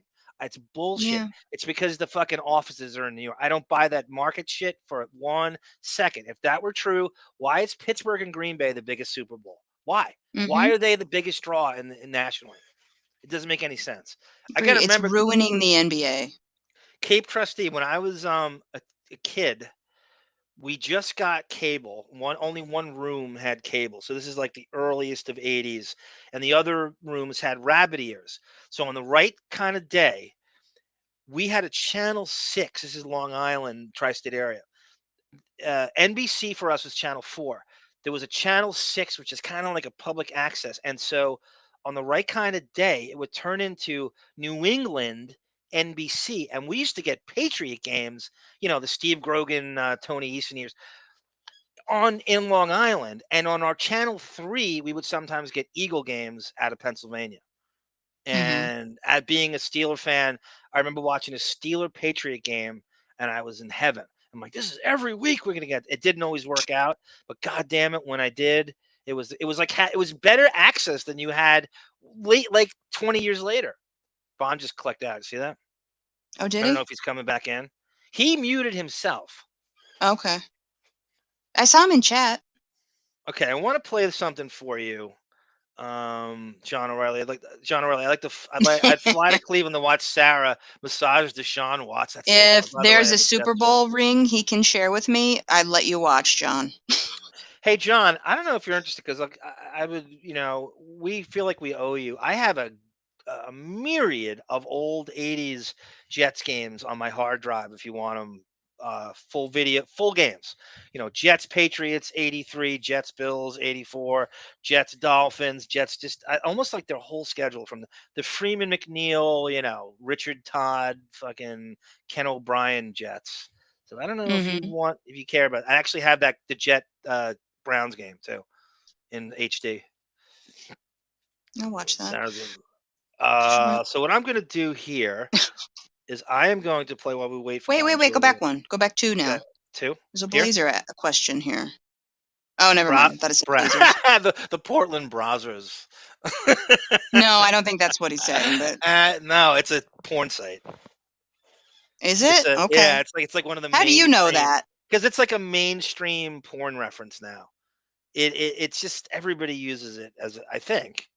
I hear it, I see No. it all the time. I remember Sal Governale did like a like he had like a I don't know, he did some promotion for them. It's like No. it's like a I missed mainstream porn site. I missed it. I don't go there. NA writes, not like the Browns haven't seen this before. Jim Brown got some pretty weird Oh, Jesus Christ. Is that what's the deal with Jim Brown's history? So didn't he have some weird Yeah, shit like in his past? domestic violence. Yeah, I have no idea. I met him on the streets off Central Park West. He was mountain biking to stay in shape. I was wearing a Leroy Horde jersey. I don't know. You probably don't remember. He's a really good Browns fullback. But I it know was the name. it was the Vikings Leroy Horde. So I had the Vikings jersey on, and I'm walking around, and I turn back, I look behind me, and Jim Brown's on a fucking mountain bike, and he has got to be the most intimidating. His face, he sees right through. He's like as a drill sergeant type of face. That Yeah. guy is such a presence. Holy shit! And my dad was like a huge Jim Brown fan, so I stop and I'm like, oh my god! I go. My father said, "You are the best athlete in the history of pro sports, Mm. and you're the best football player in the history of the NFL." And he goes, "Sounds like a smart man." And he's waiting for the traffic to subside. I think he has like a place on Central Park. I don't know if He I don't know probably him as a does. New Yorker. He's actually from Manhasset, Long Island, if you knew Okay. that. The only emotional connection I have to Jim Brown is when you go back and watch Nick Chubb's draft pick. Jim Brown is calling it. That to me is such a sign, and it means something that Jim Brown announced Nick Chubb's, selection. That I get teary-eyed, and that's it. Yeah. I'm done with Jim Brown. Pablo Papana goes, Arm is a Cuomo groupie. It's fun, Yes, Pablo, it's funny you he say that. was. I actually I thought he was a great cable news host.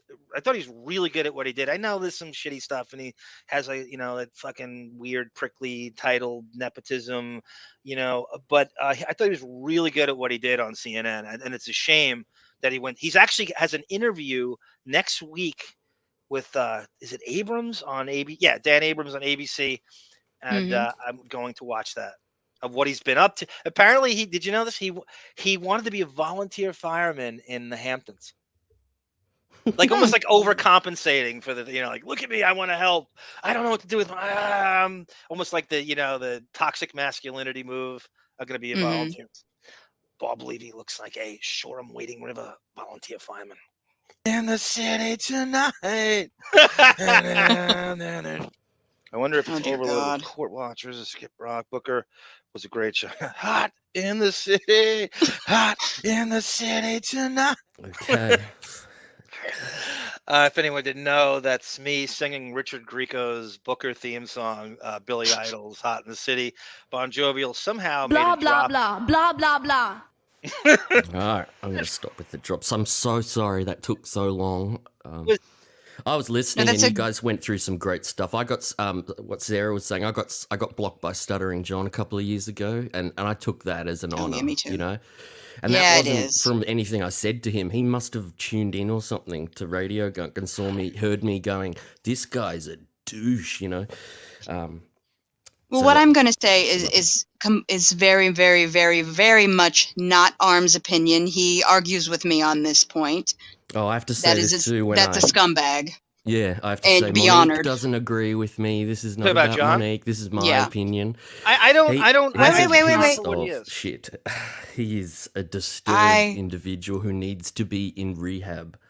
I agree. He's a chronic alcoholic, and it's really sad. And he'll probably die because he's had strokes and he's had a lot of issues, and he's on medication for that. And you can't drink alcohol with conditions like that. You've got to give it up. And he does marijuana as well. Anyway, I could go on for hours. He's doing other stuff too up his nose. Bob, Anyway. you realize who the focal point of this podcast is, right? Johnny Depp. What's the right? And what did you just describe Stuttering I got John it. as doing? Right? Sorry, go, John. Well, constitution-wise, who is a better Depp or Stuttering John? Oh, but Depp's healthy compared I to don't- is he? Stuttering John. I don't care. He's not I don't. obese, overweight like John. Well, John isn't obese, but he's overweight.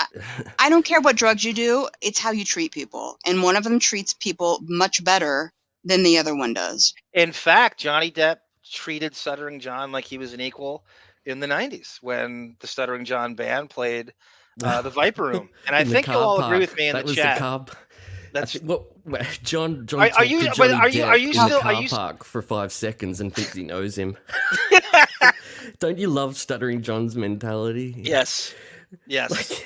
He has the ability to attach himself to any celebrity at any point through some tertiary connection from the Tonight Show Oh, or it's Howard. so sad. But you'll agree with me at least. I mean, aren't you? And the chat will too.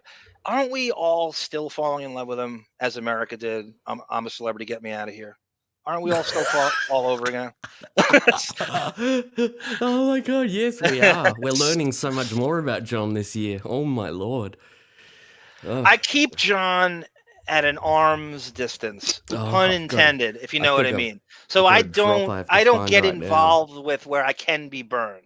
I think I have a decent Now rate. I you know he DMs you often, doesn't he? Because in Not the often, last once interview every now and Monet again. did with him, he's furious at you, and I'm just trying to. I think I have it on the drop here. He Do you have it on drop? Let's mentions see what it was. you. Let's see Here what we it says. go. Listen to this. This is great. This is very short. I hope it's. Here we go.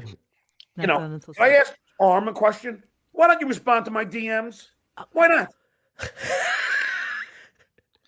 Now Did isn't you that catch now, that? now isn't that what you want to hear? Because you wouldn't want to hear yeah, that I yeah, respond yeah, to it too quick and I'm He wouldn't have subservient. mentioned you if you hadn't, you know? Yeah. Yeah.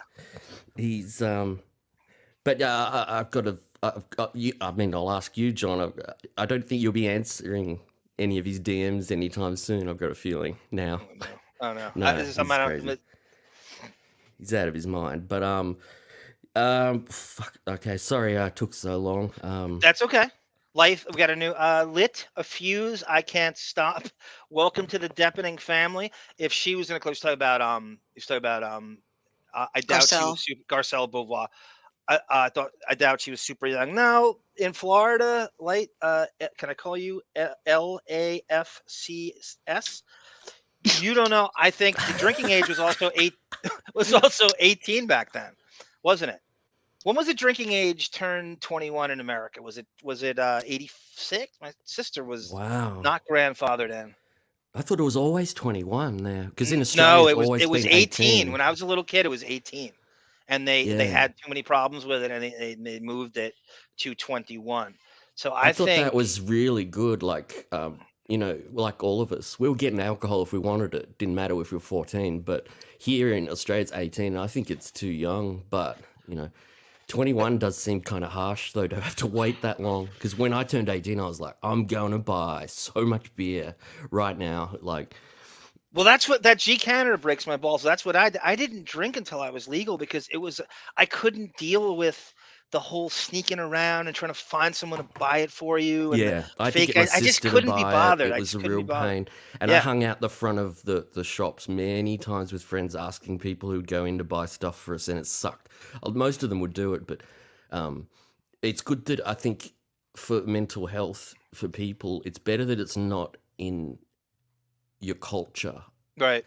It's harder to get, so you don't. People say they can get it if they want it. I still think it becomes like Australia has a huge culture of drinking. It's like it's just so much alcoholism here, and it's because you can get it. If you can go in and just walk in and buy it, it makes it so much easier to abuse the hell out of it. And Yes. I think it should be 21 everywhere. I'm surprised that it used to be 18, like you were saying, in the 80s or whatever in America. I thought it was Well, always then 21. the argument in America is if you can wield the weapon in the military, you should be able to pop a Coors Light at a barbecue, which is tough to refute. If you can Well, join the I military and guess, fight and die for your country, you should be able to have a Coors Light at a barbecue. and you can drive when you're 16 there. Yeah, We and you can only get our drive. learner's I think the permit when driving we're age should be pushed 16. up. I think we're driving too young. Mhm. Yeah, I always thought that was weird, but I still think That's actually good too. Like we have to wait till we're 18 here, and you can have your learner's permit when you're 16, but you always have to drive with freaking someone who has a full license. I felt like when I was yeah. growing up, like if you were like a gearhead, somehow the Motor Vehicle Bureau issued you a license before so if you're getting a license just because you love cars. And I remember the kids with the cheesy, and they're driving like, we're the same age. Why do you have your license and I'm getting it 2 years later?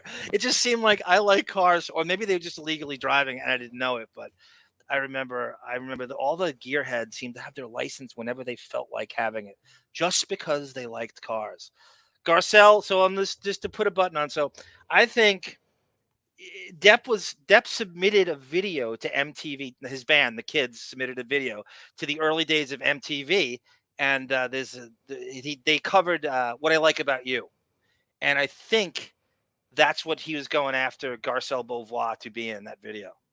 Remember that, Sarah? They show him playing. It's he's the same thing where he's playing guitar on the right side of the stage, head down, staring down. So okay, so Bon is going to review Jeff Beck with Johnny Depp. Yes, and the album. And you know what we'll do? I'm just going to load this up. Just because I you were do talking not about care about the copy. We've been through this. We get the dumbest copyrights, Bon, so I really don't give a shit. No, I wouldn't do. I checked. This is Okay. this is just getting to try to clear up the conspiracy theory about his guitar playing. So this is from the 30th of May when I think that was the trial ended that day, and then he went to play with Jeff Beck that night. Yep. Is that right? Yeah. Mm-hmm. So what you're going to see is him. And so this is different because Jeff's on stage with him, and Jeff's playing electric guitar. Jeff mainly plays electric guitar, and Johnny's playing an acoustic 12-string. And what I illustrate, and it's a short clip, but you can see him doing the chukka chukka strum before the song starts, and you can hear it. And there's nobody else on stage playing electric guitar to confuse it. That's what usually happens with Depp. He's got 3 other guys on stage playing electric guitars, and they're all playing the same thing. And you can't. It's just a wall of sound. That's what he loves. He loves the Phil Spector wall of sound. So you're going, okay, I can't even differentiate.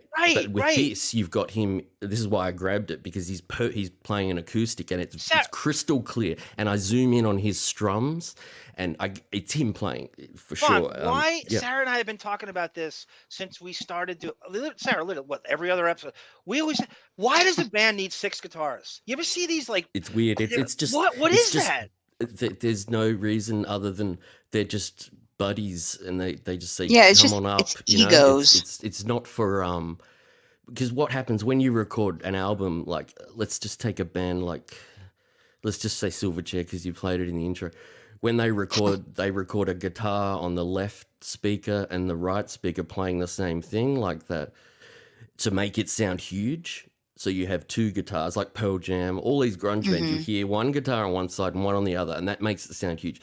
So when you play live, if you have 2 guys, like if the singer's playing guitar like Depp, and then you have one other guitarist, when one guitar plays a solo, you just hear the guitar underneath it. Right. So you've got 2, but when they've got 3, or 4, even, which I've seen with Depp, you've got no difference in what they're playing. They're all strumming the same because nobody's going like a lead part, and and it just becomes a mess. So I think it's just because they're buddies, and they say let's just get one more up on stage. Is there a cool factor? Like don't you feel like the world has enough guitarists? Like if you're in sports, always. like if you want to differentiate yourself and you want to get a scholarship or God forbid major, you'd be a catcher. Right, because no one wants to do that. It's like a thankless job. It's the equipment, and it's kind of dangerous. But with in a band, I always felt like the drummer is sort of like the one that the thing nobody wants to do, because you got to lug the shit around, and there's not a lot of good drummers, right? So doesn't the world have enough guitarists? Yes. It's the most sold music instrument ever. And it's just because of a cool factor, right? Of absolutely. Just the look of it. Like I wanted to be. I saw films like that classic film with Ralph Macchio playing Oh, guitar. with Steve God, I know that Vai as a movie. Crossroads. Yes. I God, saw it's a great that and I was just like, I have to play guitar once I'm old enough. It was just so cool because seeing someone play bass guitar or drums or keyboards, it doesn't. Drums looks pretty cool, but most people, like you said, get run away because you've got so much gear. Yeah. To transport, but a guitar's so simple nowadays as well. You can just take the guitar and a backpack to a gig, and you've got all the stuff in the backpack, and you can do it without having to carry the amps even anymore. But I don't know why they have so many guitarists on stage with those vampires and stuff. At the gig though, it would sound like an album because they pan those guitars in one in the PA left speaker, one in the right speaker, and then one down the middle, and it just hit you like. So they might, if you talk to Depp, it's a shame because he never really talks about this stuff. If you talk to him, I know. I would love to see him properly interviewed by the likes of you, a musician that I'd love throws you to like get him on technical this show questions. one day. Oh man, I would swear love you to will one and day. You will. Somebody has to give him pushback on this stuff. But Somebody I think from when he's talked about music in the trial and all that, I think he knows a lot. Like what I just described about the guitars, like I think he'd say, no, I want it to sound huge. And I know that two guitars doesn't sound huge because if one person starts playing something else, it drops. And he could say, I think he'd go into detail. I think he knows a lot more than people. I'm sure he's got his own recording studio in one of his mansions, like a full recording studio in one of the rooms. Yeah, it's a house. It's an entire house. There you go.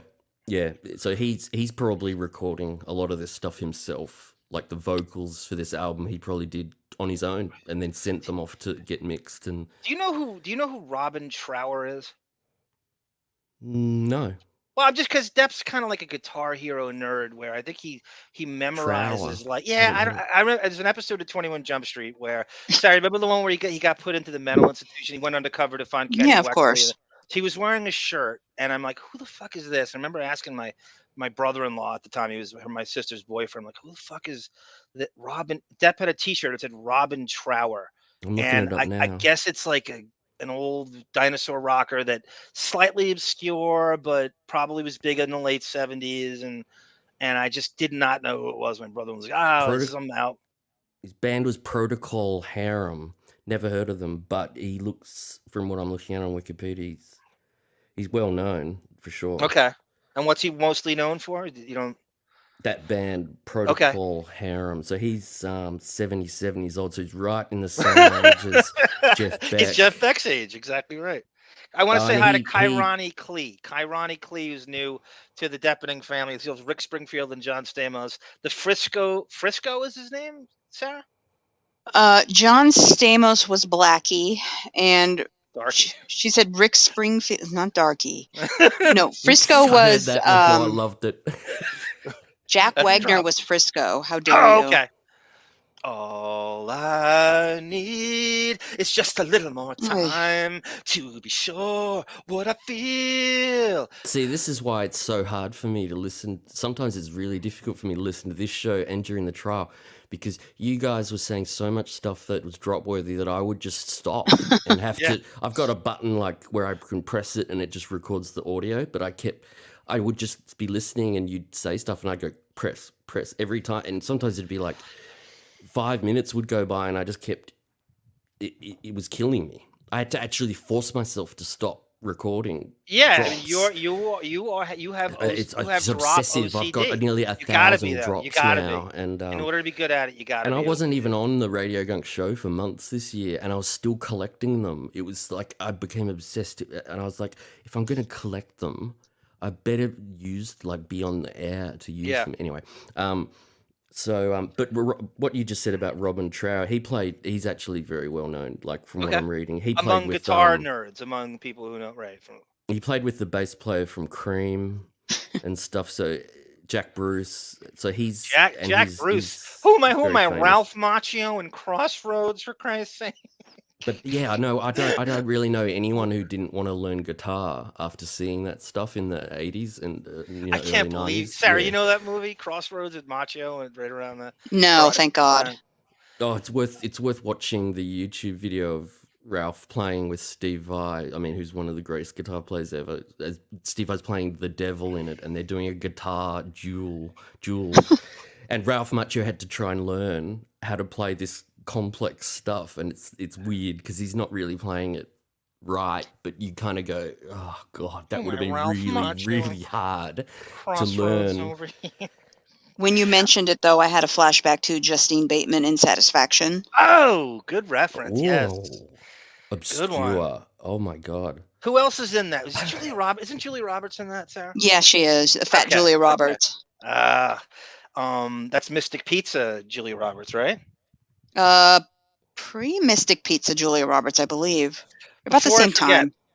I have a mashing together for our buddy Scott Balo. I want to thank David and Scott Balo for sitting in, and you're always welcome back. And they'll be rotating in the next few weeks. They'll be back, believe me. So he said he looks like Rick Moranis, a cross between Rick Moranis and Ralph Macchio. And then it hit me when we got off. Honey, I Shrunk the Karate Kid. Oh, you just made my day Right? saying that. You just made my day. That's Somehow we love it. have to put that. Somehow we got to do something with that. Honey, Sarah, I you Shrunk the gotta do Karate that. Kid. Can we do something with that, Sarah? Film wise, can we update Balo's intro as great as it is? Yeah, I need some time though.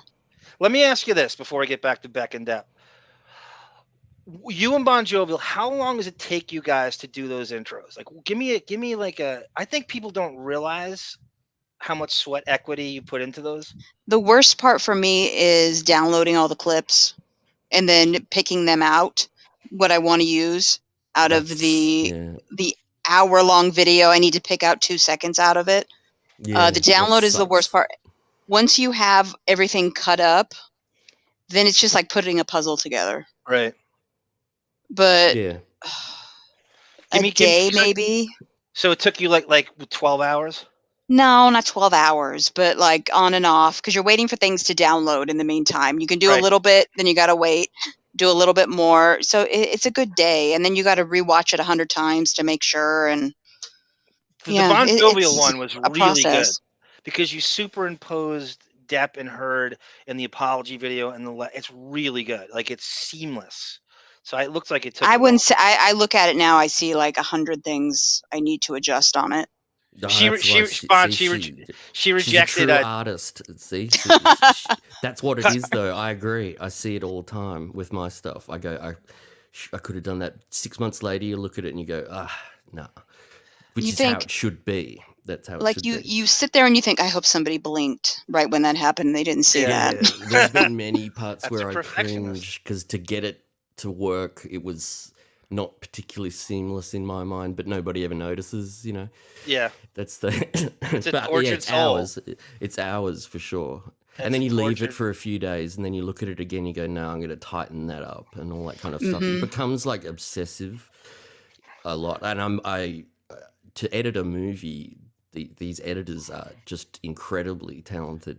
And they only deal with one thing. They don't do the sound. They don't do, that's all given to them. And all they're focusing on is how the story goes and the way the cuts happen. They're not fucking stuff what Sarah and I are doing is you're trying to get the audio right, then you're trying to put sound effects in, and then you might have green screen elements, which are a pain in the ass because you have to you have to create multiple versions of the video where you bring an element into the green screen. Yeah, my and then program you have isn't to that write that out advanced. and then import it back in again and do these 3, 4, 5 different versions to make someone's face come on a screen, like a TV screen or something, green screen effect. And you get into this loop where you're spending, like I've spent like 3-4 hours just to make like a 10-second weird part, and you just go, oh, it becomes, and a lot of those editors have assistants who do all that kind of stuff for them. They say, this is the element, I want the face to appear on the screen to be, you know, like in a cinema or something, and they go and make those elements for them, and then the editor gets, and the sound, the editors get all the dialogue, the voices, the sound effects come all separately to them. Perfect. Bon, you want to see what was on a cutting room floor? I made suggestions to Sarah that she chose not to use, and she cut it out. And this is what didn't make the cut. This is really quick. Ooh, this is for you. And it was a Beaumont, and This was Dan the Song Parody Man to explain to Artie why he doesn't have his money yet. Dan the Song Parody Man sent me a long letter. As you can see, it's small typed in a full page about why he is innocent in all of this with Artie and explaining himself. Dan, can I just say something before we start? Go ahead. I'm not mad at you at all. Dan. I'm not. Believe me. So Sarah's artistic choice was to not include it, Bon. There was did a you hear my theme. reaction to that? Yes, That would have been perfect. I know. Because it follows me We around. can update it, Bon, if you want. We could do a director's cut. We could update I love it though. That made me laugh. People still mention that in the chat when I'm on one of my bits and it's not working. They always get the Dan the Song Parody Man. It's just, Let's and I add a little still fight that, context. you know. Go ahead. We'll add a little okay. context to this. You sent me that clip. You knew what the theme was. Your instruction was, well, Bon likes Dan the Song Parody Man. No, what it the wasn't. fuck am I supposed to do with that? If you're gonna put Paul Hogan with that's a knife, you could put Dan's thing as knives, so you could have fused together with him having the knife fetish.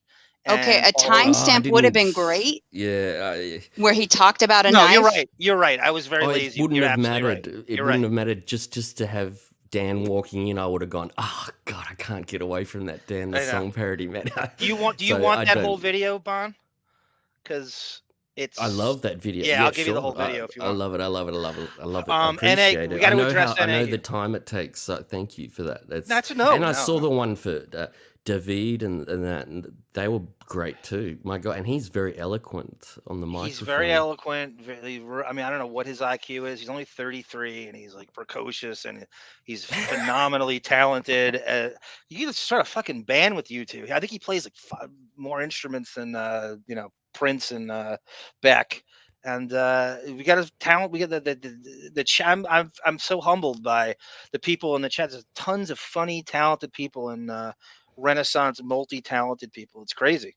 So A lot of them should be working on the Howard Stern Oh, show. easily, Like people easily. in the forums who write. It's a waste of their talent, actually. If It's and you get like Chris Wilding, like you were talking Yeah. about just half an hour. They ago. don't deserve him. You get a fool like that who cannot make us laugh. It's not. They don't doesn't deserve an happen. Andrew Morgan joke. NA, we got to address this. NA, this is NA contrarian pushback. How about Johnny Depp dropping the N-word on his first wife, Lori Allison? Depp I was think married what to 20 he's- answer machine. I can't believe he knows that. He read. I think that might be a comment on my comparing them as people, Depp and Stuttering John. All you can say is compare it to Stuttering John going on a nationally syndicated radio show and what he renamed Bottle Rockets. Compare that to leaving a private that's message right. on somebody's answering machine that you don't think is ever going to get out. Vaughn, what's Australian for the N-word again? Oh, if you're gonna say that, you'd say to the Aboriginals, you would say the ABO word, but I wouldn't say that. An I wouldn't ABO, even say that on air. chaser. So it's the exactly ABO it, chaser. yeah. That was a you'd- firework you'd- in America. Well, I'm not even gonna say it. No, but then he also in the clip I have clipped that I will use one day when I need it. He talks about how he describes how the firecracker will chase the black person yeah. around the It's beach. disgraceful. So yeah, And he thinks it's funnier than anyone does when he says Yeah. it. He's an idiot.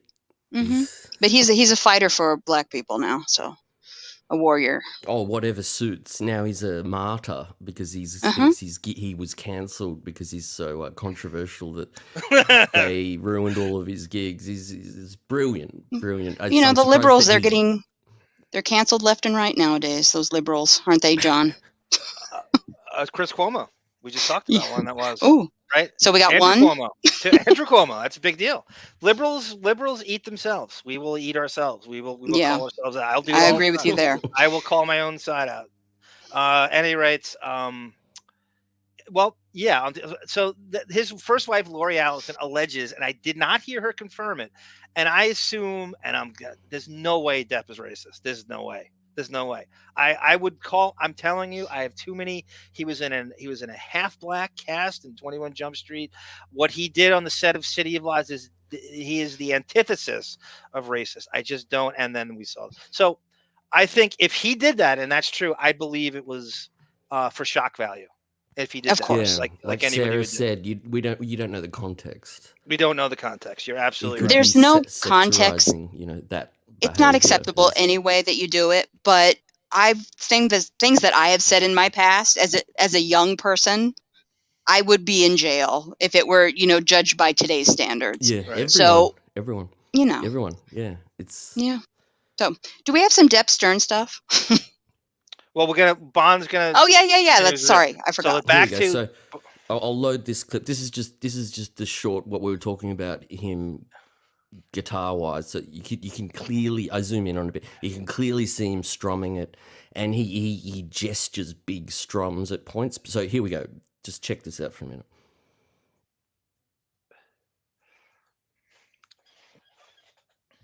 Oh, you have to add it, I think, Sarah. I did. Oh, I have to add. I'm sorry. It's all right. It's all right. Where are we? Add to stream. Lauren Marie. That's a great reference. Lucky them. Toni Collette. I know. That's a great Australian actress. You are right, Lauren. Great reference. Okay, know when exactly you're what that is. screen sharing, take the chat off. I'll just start that again. So he does a chukka here. Ready? Okay. There you go.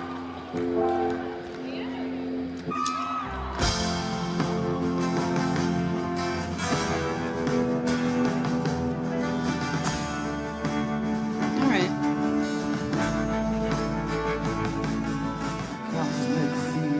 Okay, fine.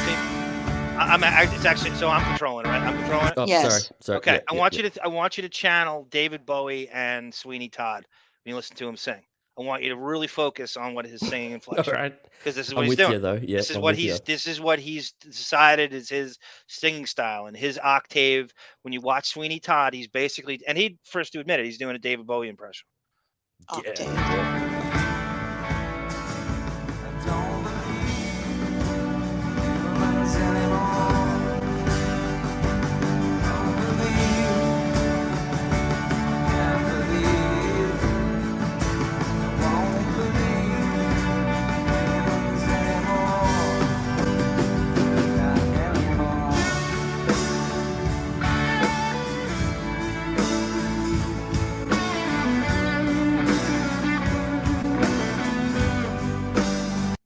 Bon, I can't So- tell what he's playing. I can't tell what he's playing. Well, it's a G chord right there. Oh, it is a G chord. But Okay. it was more about the strumming. You could hear it. It almost had a percussive element, like the clunk. You can hear it, chling, and he's gesturing. So he's kind of not looking down much either there, I thought. But I don't know. That's Sarah's prime critique, Bon. I talked about the basketball thing where it would be like playing basketball for 30 years and you're still looking at the ball when you dribble. Is that I all? like 'Cause you that. can still, Sarah, that right? He's stare like he's like Wigmore. His arms are flat, right? And he's sort of no eye contact with the crowd. He's staring at the chords. That's your prime critique of him, right? In terms of stage presence. I've always compared him kind of to Jim Morrison when he was on Sunset Strip before they got really famous, where Jim Morrison would turn his back to everybody when he sang. That's a great. I think people forget Jim Morrison's another fucking. David said the word idolatry. That is an idol of Depp. In fact, narrated the Jim Morrison documentary. That is a phenomenal observation, Sarah. Great documentary, by There's the a way. lot of Jim Morrison in his movements when he walks. For Christ's sake, forget about music. Watch Depp walk. Yeah, very from similar. right to the stand from next to Ben Chu and Camille. This is in general. Just watch the guy walk. He does this kind of walking on clouds, floating, where one leg bounces, and that's how Jim Morrison walks, isn't it? Well, not anymore, but yes, 50 years ago, What a bitch. that's how we walked. Back in the day, yeah. It's a cool guy walk where he's like floating. He's like walking on a cloud. I've never And seen he's- anyone as cool. Like just getting out of the car each day Yeah, for the everything's trial and calculated. walking to the fans and waving. I was like, oh my god, this man is incapable. I mean, he must everything he does. Just watching him clean Every his teeth movement, would be Bon. cool. Yes. Really weird. It's so much charisma that it's too much. It's overflowing. He's so easy to satire and parody because of intense is crazy. But I think that video is irrefutable proof that he's playing. Oh yeah.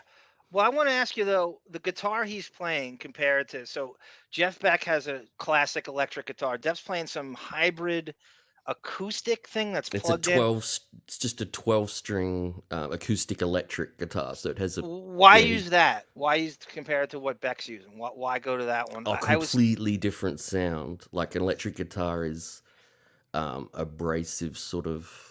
An acoustic guitar is like, to me, it's like a piano.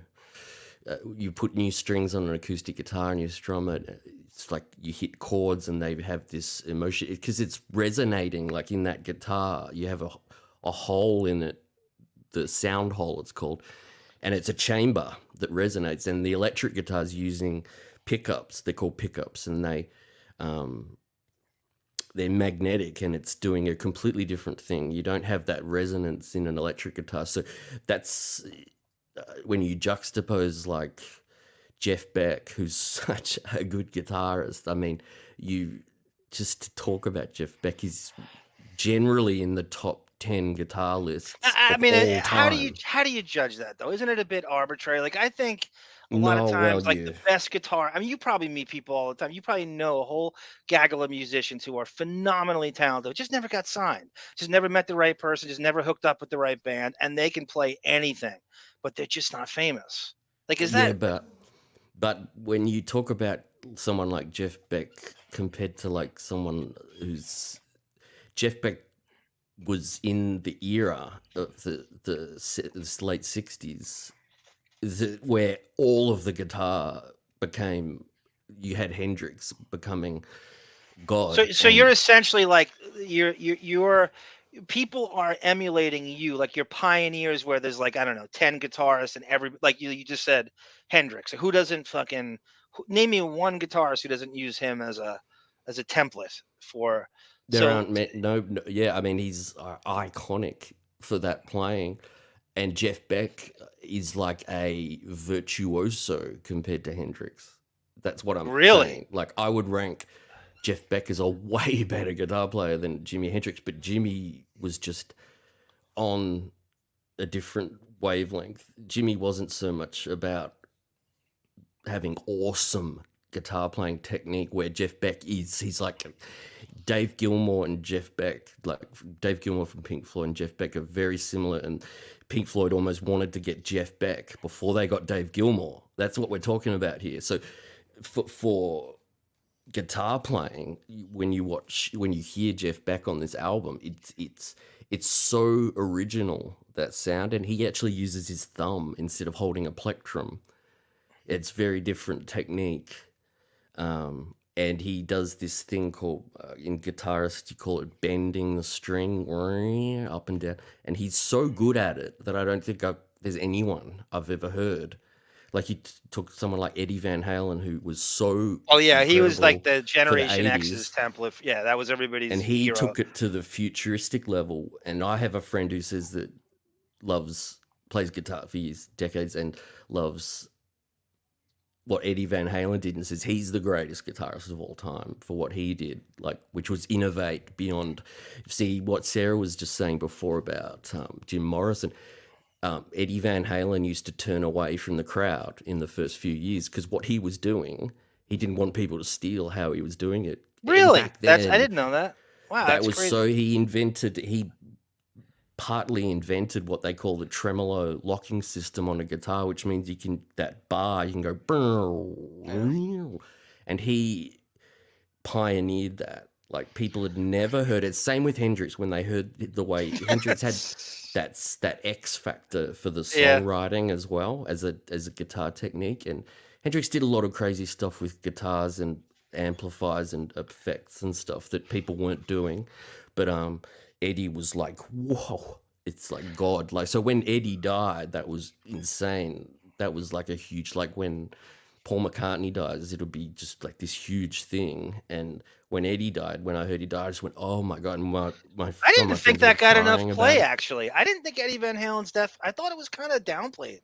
I don't know if it was me or did the news cycle like smother it out with something else. I didn't. Do you feel like that got enough play, I don't Sarah? know. Yeah, Sarah, It yeah. depends on what else. I don't remember what else was happening at the Here? time. We could have had a school shooting. I don't know. Yeah, But that could have been. That could have been something. Something just smothered it. In we the may have news. also been drowning in Depp at the time, getting ready for this trial. So, and What you am may I not have using? paid attention. What am I using the tremolo locking system for Christ's sake?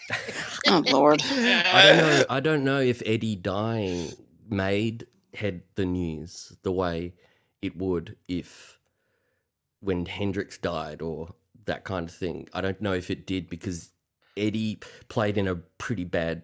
I don't like Van Halen's music. It's about having sex with girls and drinking alcohol. The lyrics are absurd, but when Eddie plays a solo, you go, wow. Well, isn't that why the That's grunge age was so huge because it shit on all that?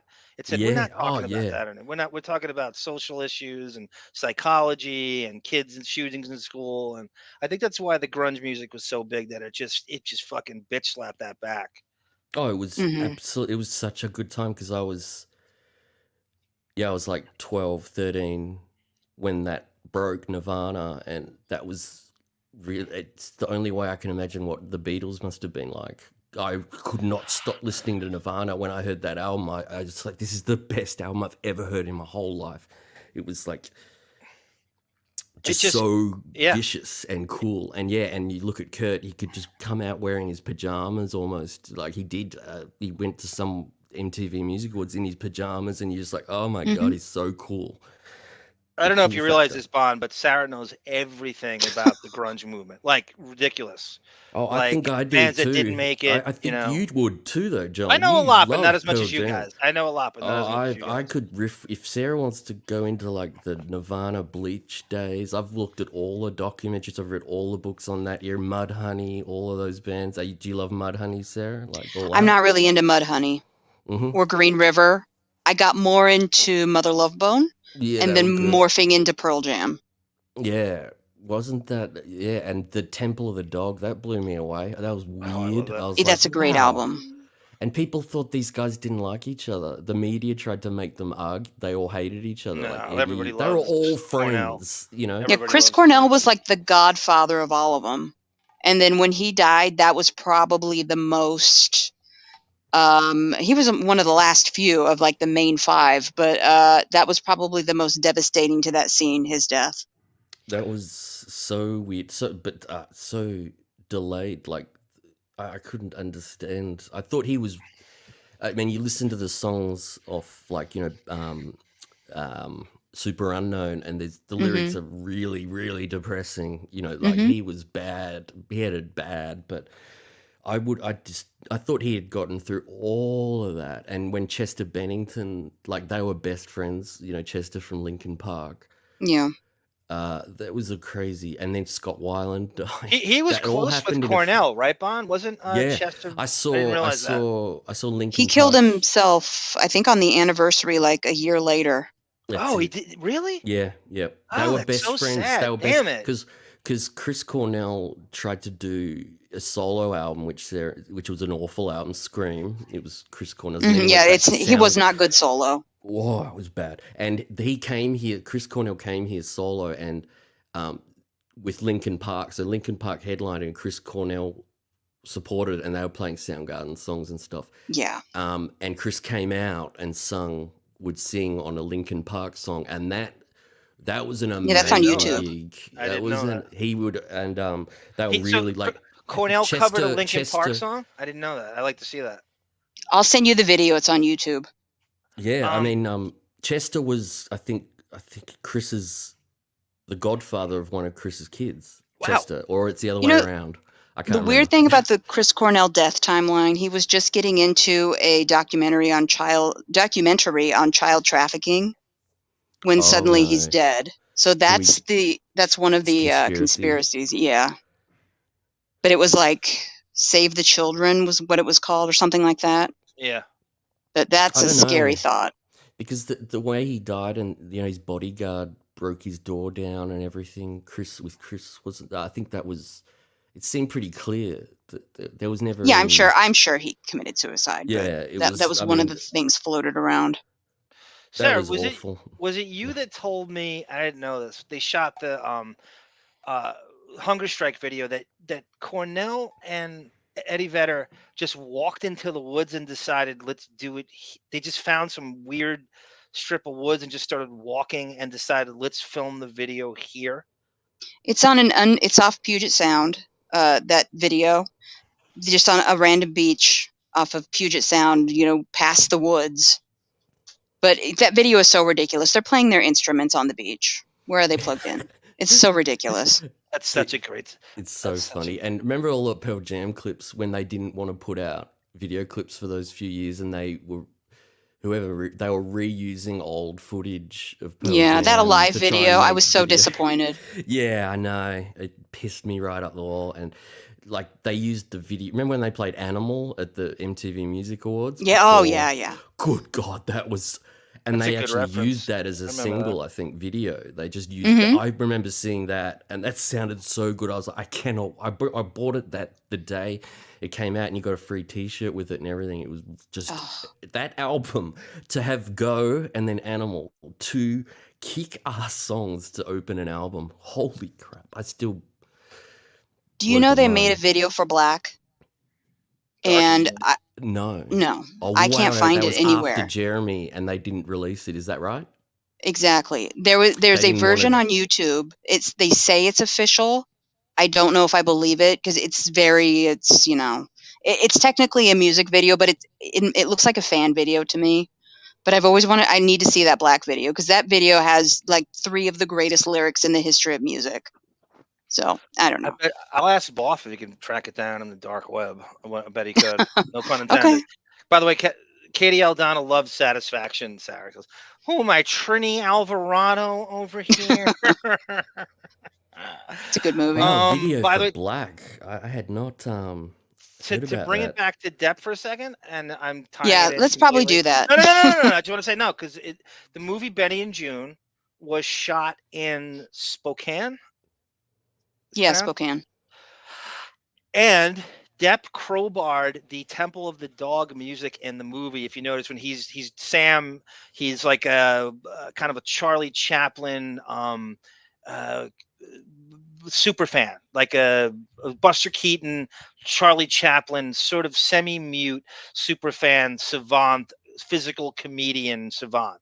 And he takes a job as Aidan Quinn's basically he's like the housekeeper. He's like a nanny housekeeper. He just whatever you need me to do, he does.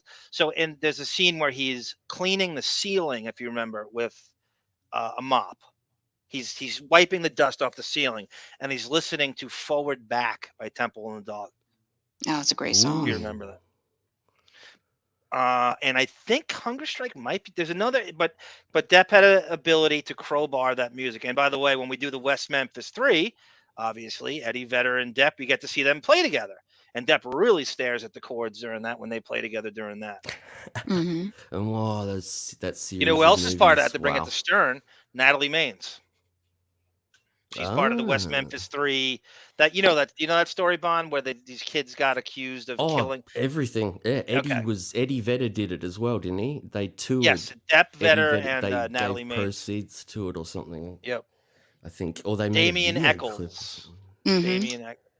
And so that was. And he took the Alford plea, which was like, Yes. That was when I first heard about that Alford plea. Oh, Jesus. Bond, do you have another Depp track? No, but I can get into the album review if you'd like. Yeah, yes, please. Yes, please do.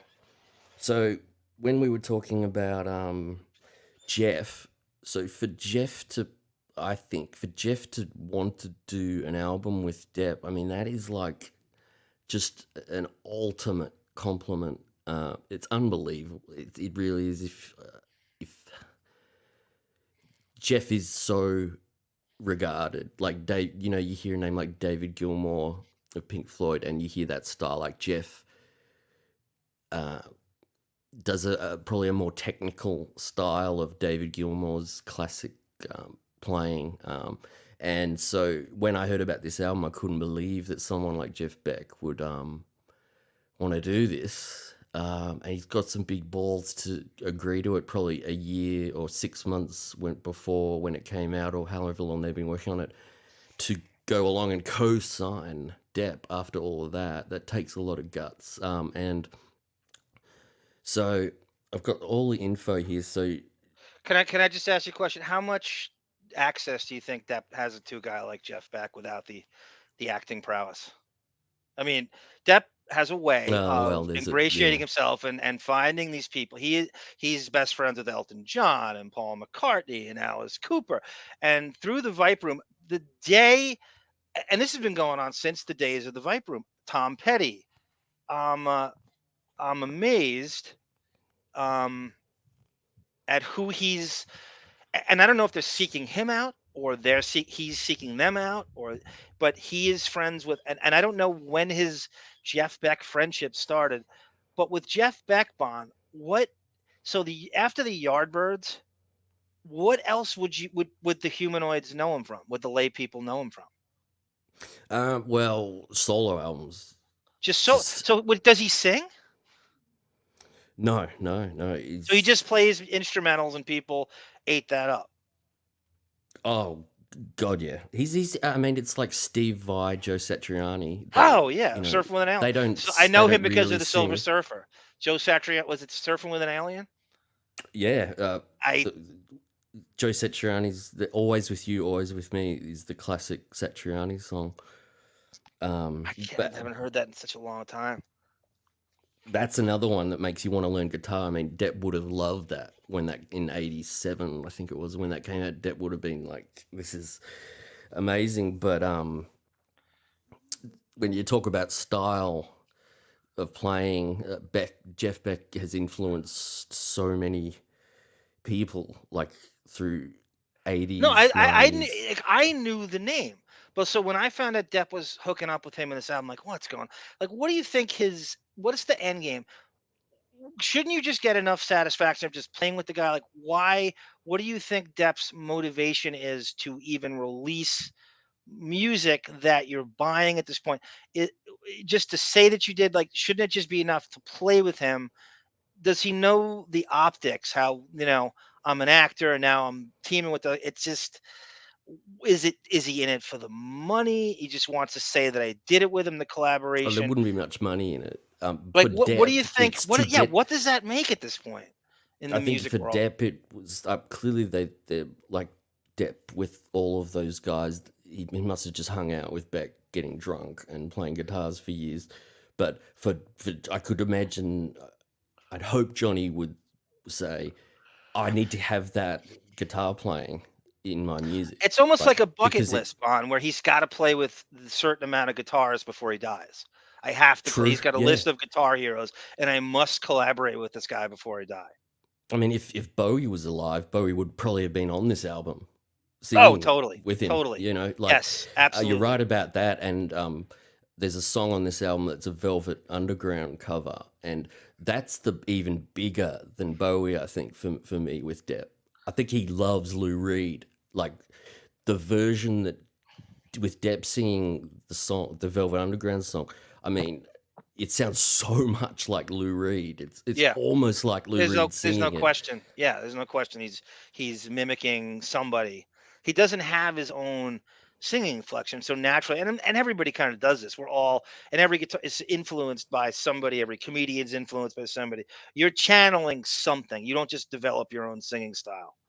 Yeah, you're right. Though. It's England. Like Depp is obsessed. He with loves it, and, exactly right. He's got to put the British lilt in everything. And so when he did, like, did you hear him do "What's Going On," which is a Marvin Gaye song? Yeah. So he's singing it like David Bowie would sing. Mother, mother, there's too many of you crying. And then, brother. That's one of the lowlights of the album. I have to say, it's very crowbarred in there, right? So it's very strange because he's seeing the background, the vocals, sister, brother, what's going on, and it gets so weird. He doesn't start singing until the middle of the song, though. He doesn't sing the. That happens in a few of them, because Jeff's such a, like David Gilmour. Jeff can play, and it is like a singer. Like you hear Dave Gilmour play, comfortably numb, or I don't know. If are you guys familiar with all of the Pink Floyd stuff? I know the main hits. I actually like Pink Floyd a lot. I can name maybe 10 songs of Pink Floyd. Probably I could too. I know a lot. I know more than 10, but I can only name. I like Pink Floyd. I don't know. Like I said, I'm a very novice fan, but I like them when I hear them. I definitely, as far as dinosaur rock goes, they're probably one of the top ones I like. I agree.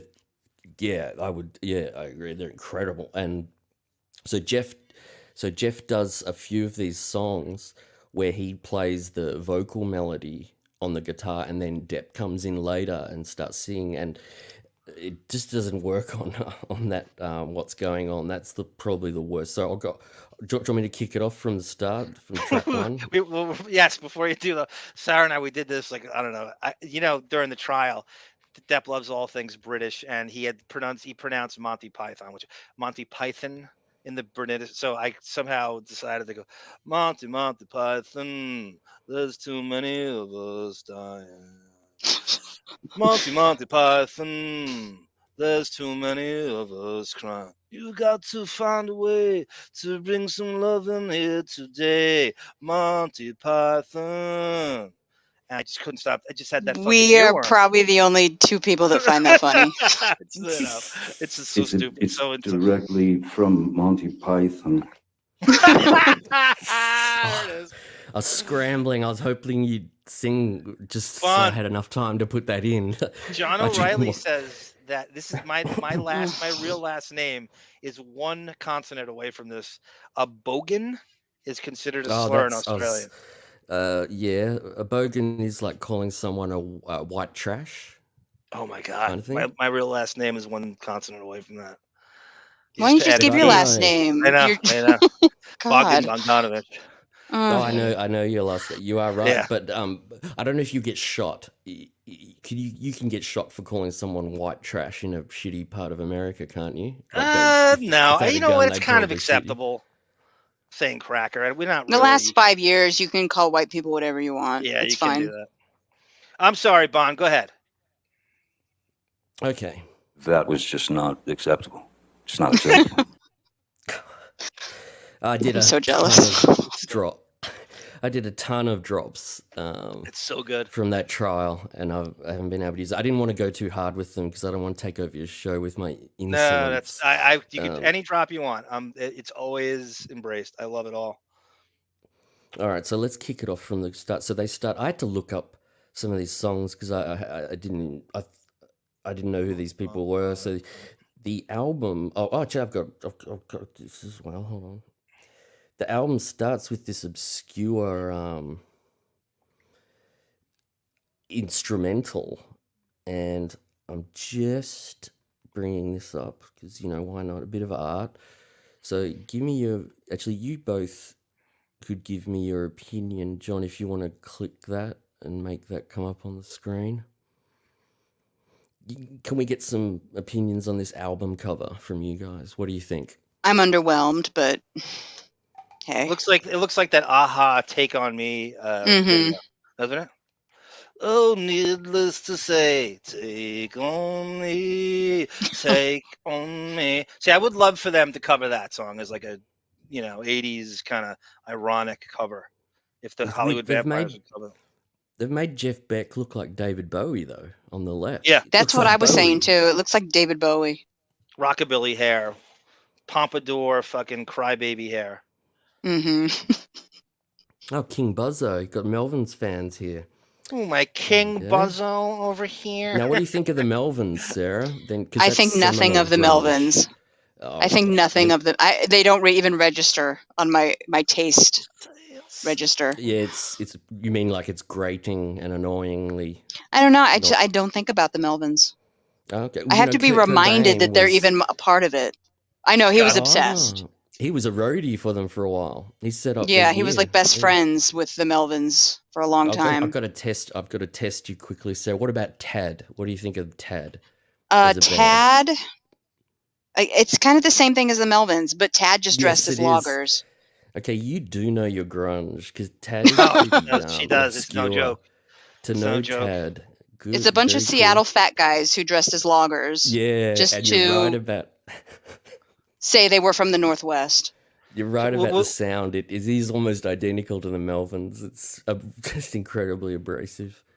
was Tad in any of the main bands that we know, or was he just the subsidiary kind of hang Oh, his out, like, name, that was his adjacent? surname, Tad. Okay. They just didn't get anywhere because they were obese. Like Mm-hmm. they were the That sucks. guys that, but their music was just too. See, that's too the problem with grunge. music, Bon. It's not the sound you're making; it's the fucking gimmick and look you have. That's the problem with it. It's not But about you look the at a band sound. like It's the not about the Screaming instrument. Trees, and they became Yeah. big, and they had some pretty obese guys in them. They just had such a great songs. It's sort of, you couldn't deny. Scott Tad Balo didn't is have here, that. everyone. Hey, Scott, we get a Ah, new nickname for you. I Scott. thought of Honey, I Shrank the Karate Kid. So we're combining Rick Moranis and Ralph Macchio. And please tell me you heard Bon and Sarah's grunge repartee just now, because I think it was about 20 minutes, and you would have loved it. And we should have a show where the three of you talk alternative punk rock for the entire. Oh, I would love it. I would love it. I would love it. My knowledge Um, kicks in like 4 years into the movement, so don't expect a decent conversation from me about the Melvins or Tad or even Mudhoney. But you've researched. I know what they are. I early couldn't years. name 2 songs. Yeah, I probably couldn't either. I've got the albums, but they're not listenable. You Texaco can weed rates. out the bad grunge real quick. Yeah. Benny and June was such an implausible premise. Yeah, it was Texas. I know it was, but for a romantic comedy, it was pretty eccentric and pretty good for that, and not as corny as most of them were. And I think it was a pretty decent attempt at what they were going for. I loved that movie at the time. Gilbert Grape was a strange family predicament that I could relate to. Texaco, that was filmed in Austin. Did you know that? Set in Iowa, but filmed in Austin. That was Depp's heroin induced stupor, post Winona Ryder, pre Kate Moss, I believe. Juliette Lewis was used as a Miss Right Now, and that led to an intervention. Bon, we had this conversation with Scott Balo. How would you respond to an intervention if it was staged on you? Oh, A awfully. drug and alcohol intervention. I mean, And how what could do you mean, take that like- well? No, if you mean anger, I wouldn't get anger. I'd probably just like fall in a heap. It depends on the person. If you were Right. that, and I mean, it depends on the drug as well. I mean, if you're addicted to coke or something and you're high, then at the time you might, get furious, self-righteous. I think Sarah and I- probably generally the person who's being confronted just breaks down, I guess. We reenacted his ex-agent Tracy Jacobs, who was his agent. She basically got him the Scissorhands job. She got him the Pirates job. She was in Tim Burton's art school. She was basically represented Jennifer Grey before Depp, and basically did a switch on them. She eventually realized he was going to be a huge star, and she somehow saw it. And she's instrumental to his career as anybody is. She staged an intervention for him in 1995, and it was a bunch of friends. And he walked out and said, when someone does that to you, they're basically saying you have no control of your own life. You're a mess. It's the biggest insult in the world. We don't. And so he said, I'm not having it. I'll ingest whatever I want to ingest. I know what I'm doing. And he walked out on it. It was an intervention with, I believe it was his sister. His father was there. His mother might have been there. Sal Crazy. Jenko, a couple, and then they ambushed him this is no one knows. Like, this is in the Tracy Jacobs transcript and nowhere else. And he walked out on his own intervention in 1995. So I just posed to the people in the chat and to Scott Balo last week, what would someone do if you got Wait, hit, 1995 or 1985? 95. Ah, good This is God. post What's He Eating Gilbert Grape. He had a heroin problem and everything else. Oh, I can see why he would walk out then, because he was huge. Just If he you didn't need watch to him in sit What's there and Eating listen Gilbert to Grape, anybody. if you see him in What's Eating Gilbert, he's emaciated. He is pale. He is real. Right, Sarah? I mean, you can't. He's translucent. Yes, good word. It's So I such just- a beautiful shot. The cinematographer of that movie is beautiful. It to is. I watch, agree. yeah. I like the soundtrack too. But I mean, he was so famous then that he the ego would have been gigantic. You couldn't confront a guy I if don't he's think out of those control. You can't. I guess you can't relate that a Hollywood celebrity to a normal person like us giving No. an intervention No. where you just break down like a person who's worth millions of dollars and has He's the so much antithesis of success. He pedestrian. hadn't He's impossible. failed at all. No. He was so, and he just walked out. Yeah, that'd be just nuts. He had one indie Awful. hit after the next. Now you got to remember too, and I don't think these people even took into, maybe they did, but his idols are all, overindulged, whether it's Brando or Hunter S. Thompson or Keith Richards. He loves that. He likes to You're take it to right. the edge. Yes, of So they're course. not. You're not gonna intervene with his idolatry, as David said, because you're interfering with him impersonating Hunter S. Thompson's, emulating Thompson's life. You can't. And he thinks, Keith Richards is still alive and Keith Richards is fine. So I'll be fine. What I'll would be he fine. thinks Yeah. exactly right. He thinks in every situation, what would Hunter S. Thompson do? And Hunter S. Thompson would, if you had an intervention for him, he would clear the table off, pull out and kick it and walk out of there. And, fuck you, fuckers! No intervention here, and do that move. That's in every situation is what would Hunter S. Thompson do? That's how. Yeah. And it would have been just like in the movies, the way he would have acted his way through it. Yes. It would have been like a performance, which is it is fascinating. Like, I didn't know that it happened in 1995. Like, I thought you were saying 85, and that would have made a lot more sense. Yeah. Well, 95 is like too, where you have people who are working for him. There's a lot at stake now because he's an established major movie star. He's getting offer after. In 85, he had done Nightmare on Elm Street and Private Resort. So, Oh yeah, he and hadn't even about done to do Platoon Yeah, yet. so He you was didn't probably know doing where. Platoon, yeah. Exactly. So 95, he'd done. Oh god, he was doing like Dead Man at that. He either finished filming it or. Good for you. I can't believe you know the year. And of he that. was Good for on you. an absolute roll, like a role, yeah. And you Well, got he was on Ed an Wood, 1994, the classic artistic movie, role. which won him so much praise. He was on an artistic, so true film fans knew what he was doing, but he was still not considered a moneymaker until Sleepy Hollow was the first thing he did that was $100 million movie. And that was when, Yeah. okay, he's bankable. I mean, I'd some of say, the others. yeah, bankable, true. Donnie Brasco would be the point. If I was a director, if I'd seen Donnie Brasco, I would have gone, I have to have this guy in my movie, whatever. No, I'm doing. I couldn't Like, believe he pulled that was- off. I couldn't believe he pulled it. I mean, to show, you want to show someone's range. You go, wait a minute, what? The same guy who played Edward Scissorhands is Donnie Brasco, huh? Who the fuck yeah. can do that? Effortless and could work with Pacino. They're both and on the upstage level him in that some movie. ways. Yeah, and yeah. he had a bigger presence in some ways. On the father-son role in that came about That's with exactly them in that right. movie was The just dynamic. epic. Yes. But I mean, and you can't leave out Fear and Loathing because that is out of control acting. It's not like the Nicolas Cage where he can just do it he does it all the time. This was Depp just going completely out there. And I don't know if anyone had seen him act like that at all in any of his other movies. Maybe The closest thing I Scissorhands or can something. think to it is no, there isn't anything. I'm going through No. the stuff before it. I mean, that was another range where you go. He seemed like a cartoon character in the movie. It was almost like it didn't seem like. I mean, you're doing a Hunter S. Thompson impression, and you're emulating. They're basically Terry Gilliam took Fear and Loathing and said, let's just a frame by frame. We got to see if we could throw this on screen. And Depp knew the book back, and as everybody did from that generation, it's such a required. Amber Heard claims she liked the book. That was one of the scams. Amber Heard said that she loved Fear and Loathing in Las Vegas in 8th grade, and that's how you know the flag should go up right there. She's quoting Allen Ginsberg and shit. Come on, see that's where Depp you can't give him a pass. Your Deppy sense should have went off as soon as she's trying to quote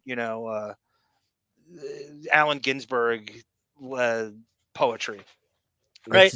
I just want to just interrupt. That Barbara DeRush comment is accurate. That's when we're talking about Jeff Beck. That's very similar to Steve Vai, Joe Satriani. They try to sing on their albums that there'll be a bunch of instrumentals because that's what they're bringing it, and then they try to sing, and It's always the funny. same with Jeff. Like he tries, but you, and it's what we're going to get to with the album review is that it's like when. I'm going off on a bit of a tangent, but it's like when Simon Cowell was on and Fred played for him, and Simon Cowell said he can play, but I think he said something like it's just what you see at a pub on Tuesday night. Yeah, that's what Depp comes across kind of on this album, and that's what Jeff Beck does. Like he does try and sing on his solo album. Same with you listen to it and you go, that doesn't sound. It sounds like it's okay. But it's not. Yeah. And then I gotta that's tell a you, lot Bon, of this Depp album is that. On a past Deppening, Sara and I played basically a 25-minute concert of him and Beck, and the chat didn't like it. They said I could do without this. I didn't want, because we had a whole debate that he left. He didn't see the trial through to the last day. He left to go do this tour. And my question is, how are you canceled if you have an entire European tour booked in advance? That's the opposite of canceled.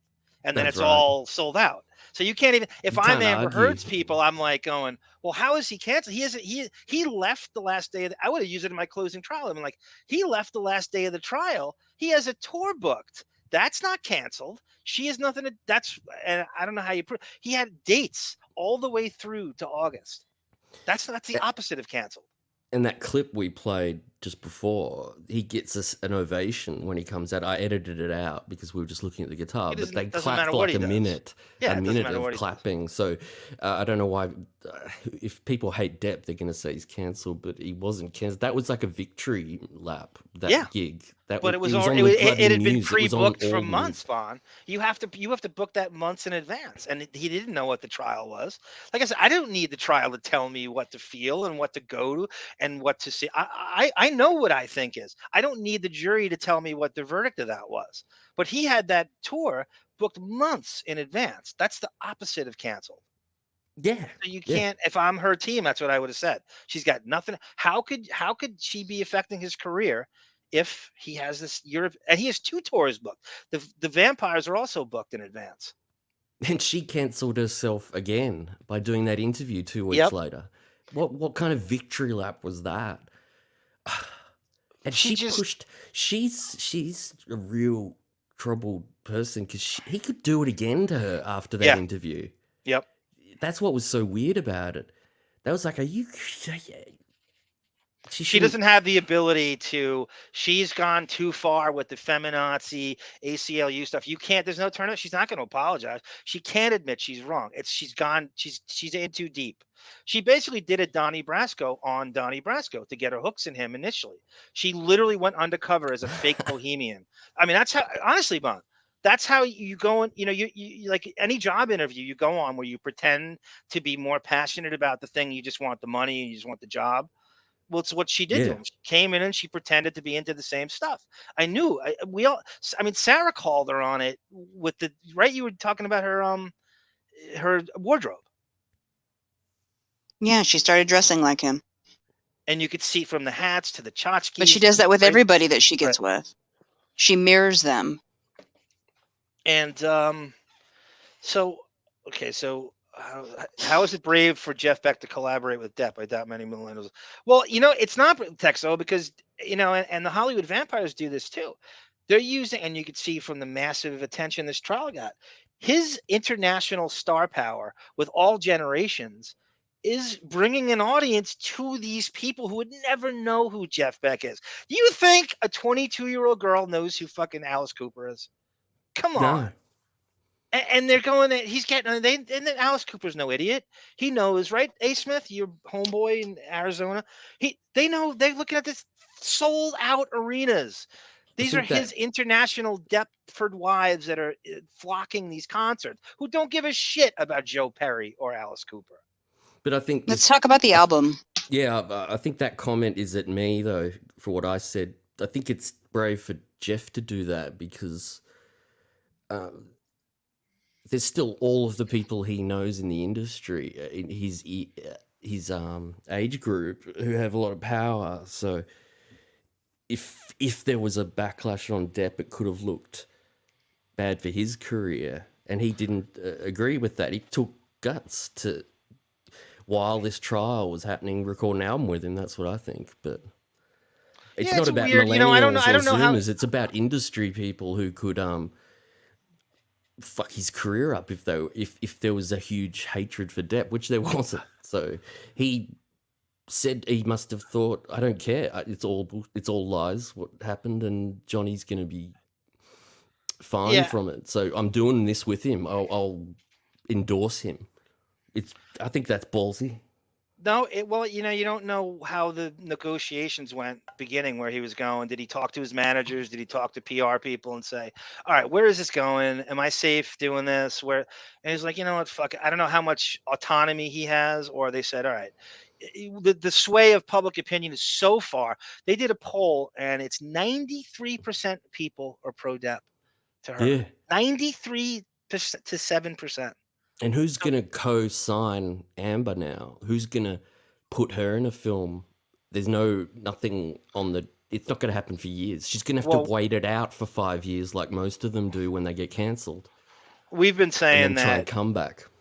Some sleazy reality TV producer just says, yeah, you and your sister and your grifters, here's a reality show, and what are you up to?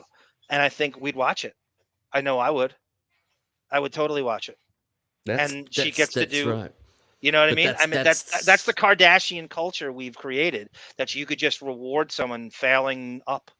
But yeah, I know what you mean. But that's got that voyeuristic sort of vibe to it. We're not going to see Paramount Pictures announcing that Amber Heard's got a lead role in a movie in a year.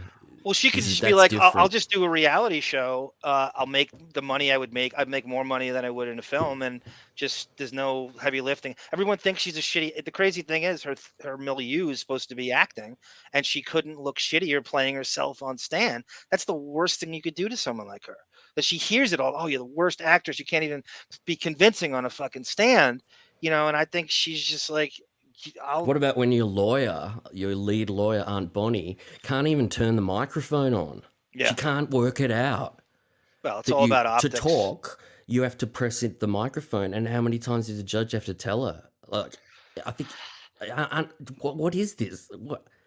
I didn't see that happen once with Depp's team, that they didn't turn their mic on to talk. She just kept talking, and the judge is like, how many times do I have to tell you? You have to speak, you have to turn the mic on to talk to me if you object. Fucking crazy.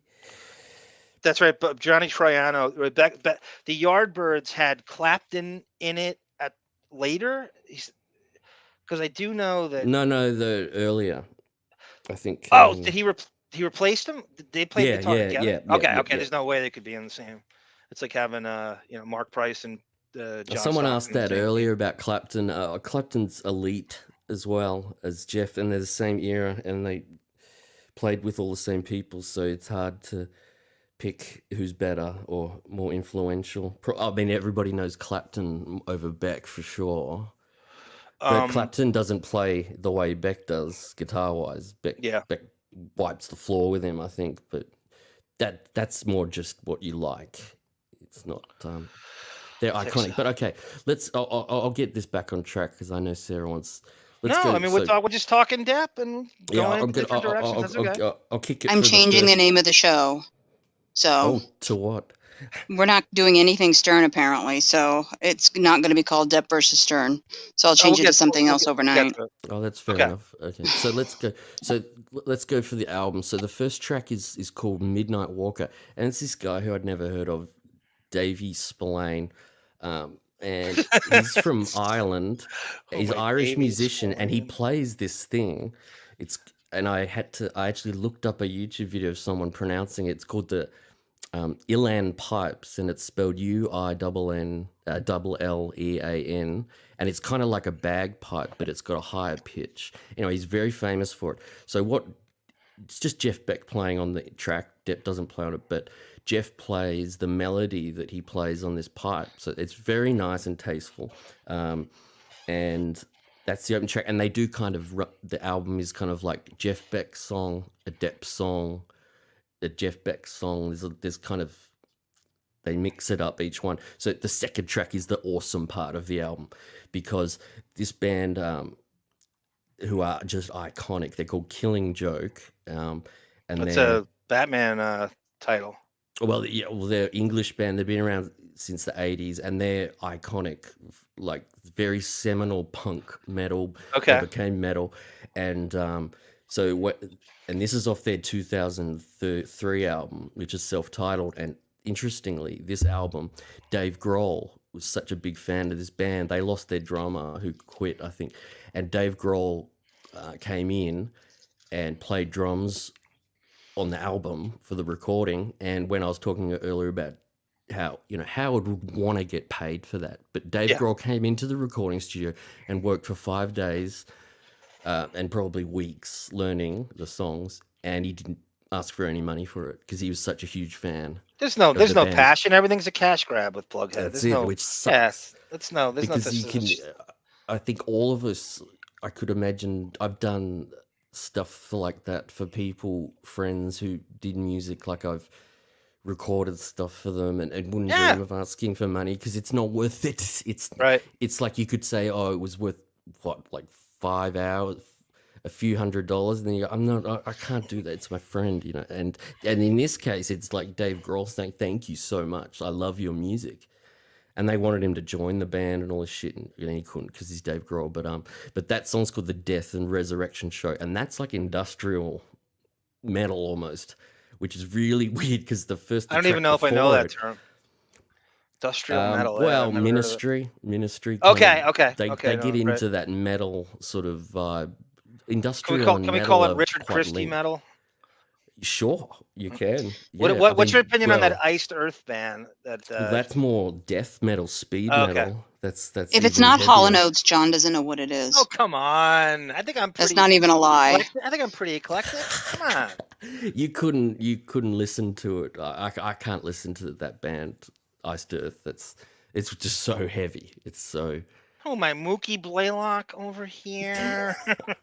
Well, what was it? They were going to call their band. That was the original Pearl Jam name. That was the original. What a terrible band name! Holy crap! He was a point guard in the '90s. I liked a lot, and they just loved him and they loved his name, and they said they're going to call him Mookie. And it was some weird.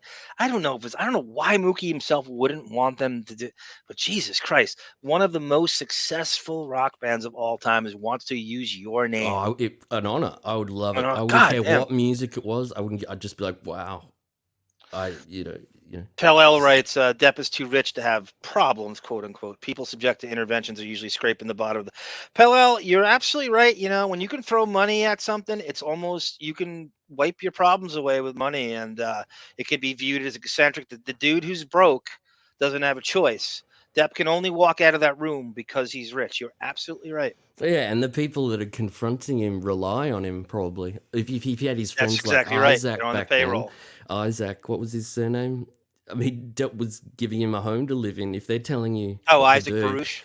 Yeah, if you've got a huge ego and you're rich and famous, you'd tell him to get stuffed. Yep. Hey, Sue Monster, thank you, Sue Monster, and thank you for all your kind words in the comments. Don't think I didn't see them. And one of these days, we're gonna have to do a show where we do nothing but talk about some of the comments in the videos because there's some good ones, some good pushback. Christopher's interview. Oh, good one, Cooper. I don't know if you watch The Sopranos, Bon. Every episode, probably 20 Oh, you have times. seen it? I think good. of you. Christopher's intervention was a great. I think of you as looking like Christopher. I look a little bit like him. You look like a New York with a leather jacket. Yeah, I look very ethnic. I think of you as a gangster almost, even though you're I'm not. like Affleck and because you know the lingo. You can go into the the. My mother's side is from East New York, where Goodfellas is set. Epic. I would love to walk my grandfather around there would occasionally run a package down the street for the mafiosos. He wasn't in the mob or anything. He would just say, "Hey, Tony, take this down the fucking block, pinochle game. I'll give you a two-ski." That restaurant or bar that they sit out the front of. Yeah, I love it. Bada Bing and the pork store. Yeah, the pork store, and it's so true as well. Yep. It's exactly probably what they did back then.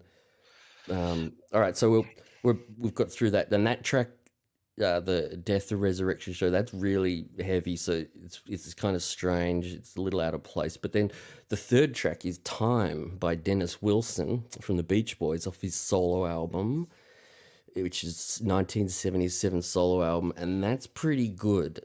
That's pretty good singing from Depp. It's a kind of a ballady, but it turns into this epic rock out ending, like very Pink Floyd The Wall. That comes up a lot on this day. By the way, don't Depp's a think that I don't huge- know. David Gilmour's guitar is phenomenal. I actually know. I have listened to his solo guitar before. I was hypnotized by it. So I'm not going to say that I'm an ex Pink Floyd, but I agree with you that that guy has a hypnotic guitar. I've listened to his solo guitar. I don't, it takes a lot for me to listen to just solo guitar, but he is in a class by himself. I agree with you. That's just like a song like Shine On You Crazy Diamond, the guitar at the start. I mean, it's so incredible. It's out of this world. It's beautiful. And it must be a huge fan of the. Well, I'll tell you what. I can't believe you said that because I'll take it back to Jump Street again. He had so much power over that show that he would sometimes name. So he would go undercover and his Tom Hansen's the character's name, but he would call himself Tom and then put a name at the end of it. So Sarah, do you remember the episode where the kid who was he got accused of stealing stuff, but he was basically just a hustler kid who was selling concert tickets in season 1. Miss Chadwick, the teacher. I do remember had a that, crush yeah. on him. His name in the episode was Gilmour. Where do you think he got that from? Oh, I don't know. Artist? Probably. He told the producers, "Let me call myself Gilmour," and there's no question it's after Pink Floyd or artist Yeah, it Gilmour. probably is. I can't even think of anyone else that's a Gilmour anyway. Right, artist Gilmour, your favorite center from the Spurs in the '80s. I got to tell you about this show. You would know what's the show that we get it here, and it's on at like 11 a.m. every day, where it talks about classic football stories and the coach and everything and all the dramas. It's a very dramatic documentary show. 30 for 30. Is that like at the start? 30 for 30. Yes, exactly. And it's the coach, and they go, and they'd have like the start of the show, and one of the players would be like, and I said to him, I love you, man, and I knew he was dying, and it's all like that. Mm-hmm. I watch it all the time, and I don't know anything about the sport, but it's so dramatic. And I was watching one the other day on the Green Bay Packers coach or something who died, and I was like, Lombardi. oh my god, yeah, you absolutely love that. Does everybody love that over there? Football fans, that show? It's massive. The NFL is, I'd say, probably the most popular entity in the entire United States.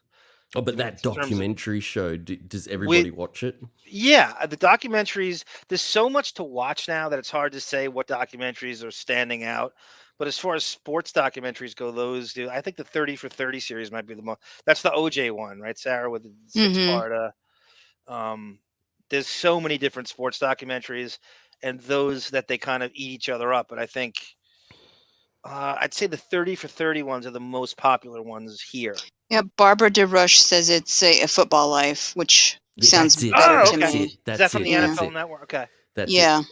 Because I can imagine, I've seen that. John, a new episode coming out and you getting a big bowl of tacos or something and a 6-pack of beer and you sitting down with French fries and just John, just sitting there drinking and eating and just going, I love this so much. Is that how it works? When they put out new shows, do you make a special night to watch them? I do. With, I mean, like, I hot do. I do. dogs or I've told you, something, I'm binge watching. I binge watched the thing that was a movie, an Australian movie. It turned into an American Animal Kingdom on TNT. Oh yeah. It's about a crime family. It's basically if you took Sons of Anarchy and combined it with Point Break and there's sort of little the Breaking Bad Australian in there. version I was love incredible. I haven't I seen the US. I have not Is the seen US the one movie. good? How's the Australian movie? Incredible. It's absolutely amazing. My plan for Depp is to do a television series like that, a true crime kind of edgy crime series like that. That's I would love that. That'd be my comeback plan.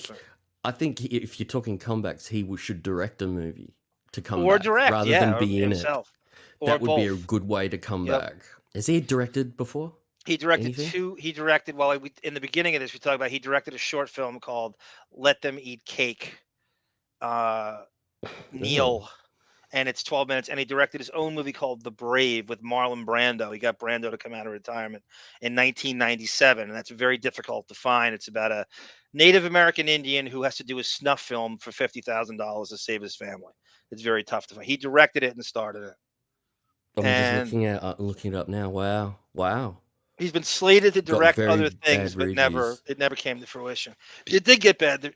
He claims they got a standing ovation at Cannes, and then when the reviewers took pen to paper, they destroyed it. That somehow there's some conspiracy against it, and they don't get it, and they don't get. I thought it was ballsy. I have to watch it again to give it a 2022 set of eyes. I thought it Well, was that's ballsy and amazing. edgy You at the got time. Brando to. That shows how his The power he has, right, to Yeah. find these and to get Jeff Beck to do that kind of that weird charisma that he gets these people, Hunter S. Thompson, to just let him into his world and live with him, and that's Yeah, that's a Barbara crazy. Barbara It DeRush, really Babs is. DeRush. Depp and Jeff Beck are not the tour schedule that I read. There's not a single United States tour date, which was really strange to me. Everything you're seeing online is from Europe. Yeah. Depp is a boomer rock tour. Millennial Zoomers can't cancel Jeff Beck. They have no sway in the world. Good point.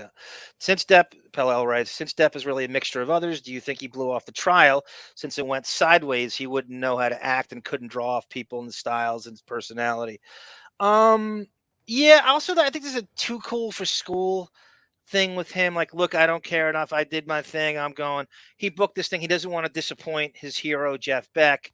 That's part of it. But I think it's completely, it's like getting to the 2-yard line, Pellel, and just letting someone come in. Like you got 199 yards in the game, and you're going to let a running back come in and get the 200th yard. I don't understand. Canceling it wouldn't look right from PR perspective. It would have looked like he was. Well, yeah, I mean, you have from all the these trial. people This is working on supposed this to be a for victory years. lap. Yeah. But this is his life. This isn't a tour with Jeff Beck, which it's interchangeable, and you're not going to know one. This is his life. According to him, his life is on trial, his kids and everything else, and it's not important for you to stay for the result. All the time these people put in, and all these fans outside that are sitting they're 65-year-olds. Broads, Deptford wives camping out at 3:00 in the morning, waiting for the result of this, and you can't stick around for the result. It just looks like it's a horrible optics to me, and I don't know what he gains from it. Sara seems to not care about it. I think it's ridiculously disrespectful to everybody that's taken the ride with him to get to that 1-yard line. You can't for one tour date, Bon, and it's a show that could have been moved. For one tour date, if you just pushed the tour one day, I think it was good.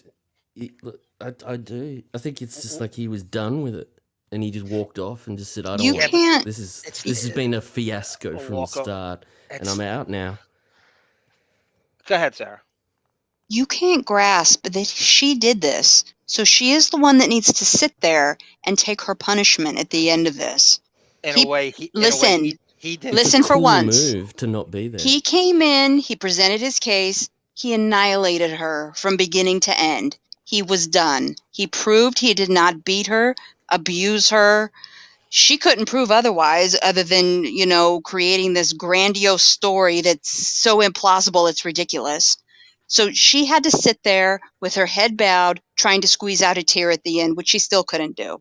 So she took her punishment at the end. He didn't have to be there. He can now go on and live his life. He did his part. The jury hasn't made their decision yet, right? So you put all this time and effort in, and everything.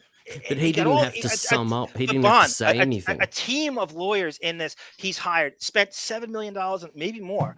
All these people. But that's a bad boy move from him. That's what he wants to do. That's what he wants to look cool. But you're dealing with a jury, right? And the jury looks at you and says, he doesn't care. He did his part. No, he doesn't. He's not savvy enough. No Jack Sparrow quote intent to know that the jury could look at this and say, you can't get to that far into the trial and say the jury's going to look at this and go, wait a minute, he doesn't even care to see. Yeah, I don't know what I would have done. I don't know what I'd do in the same situation, but it looked really cool that he just would you and he went and played a gig. But I that's don't know. it's not a cool like I think you're running the risk of someone in the jury not giving a shit about your cool You're factor right. You're and totally saying right. I'm I why agree. it's not important enough to be here for our verdict.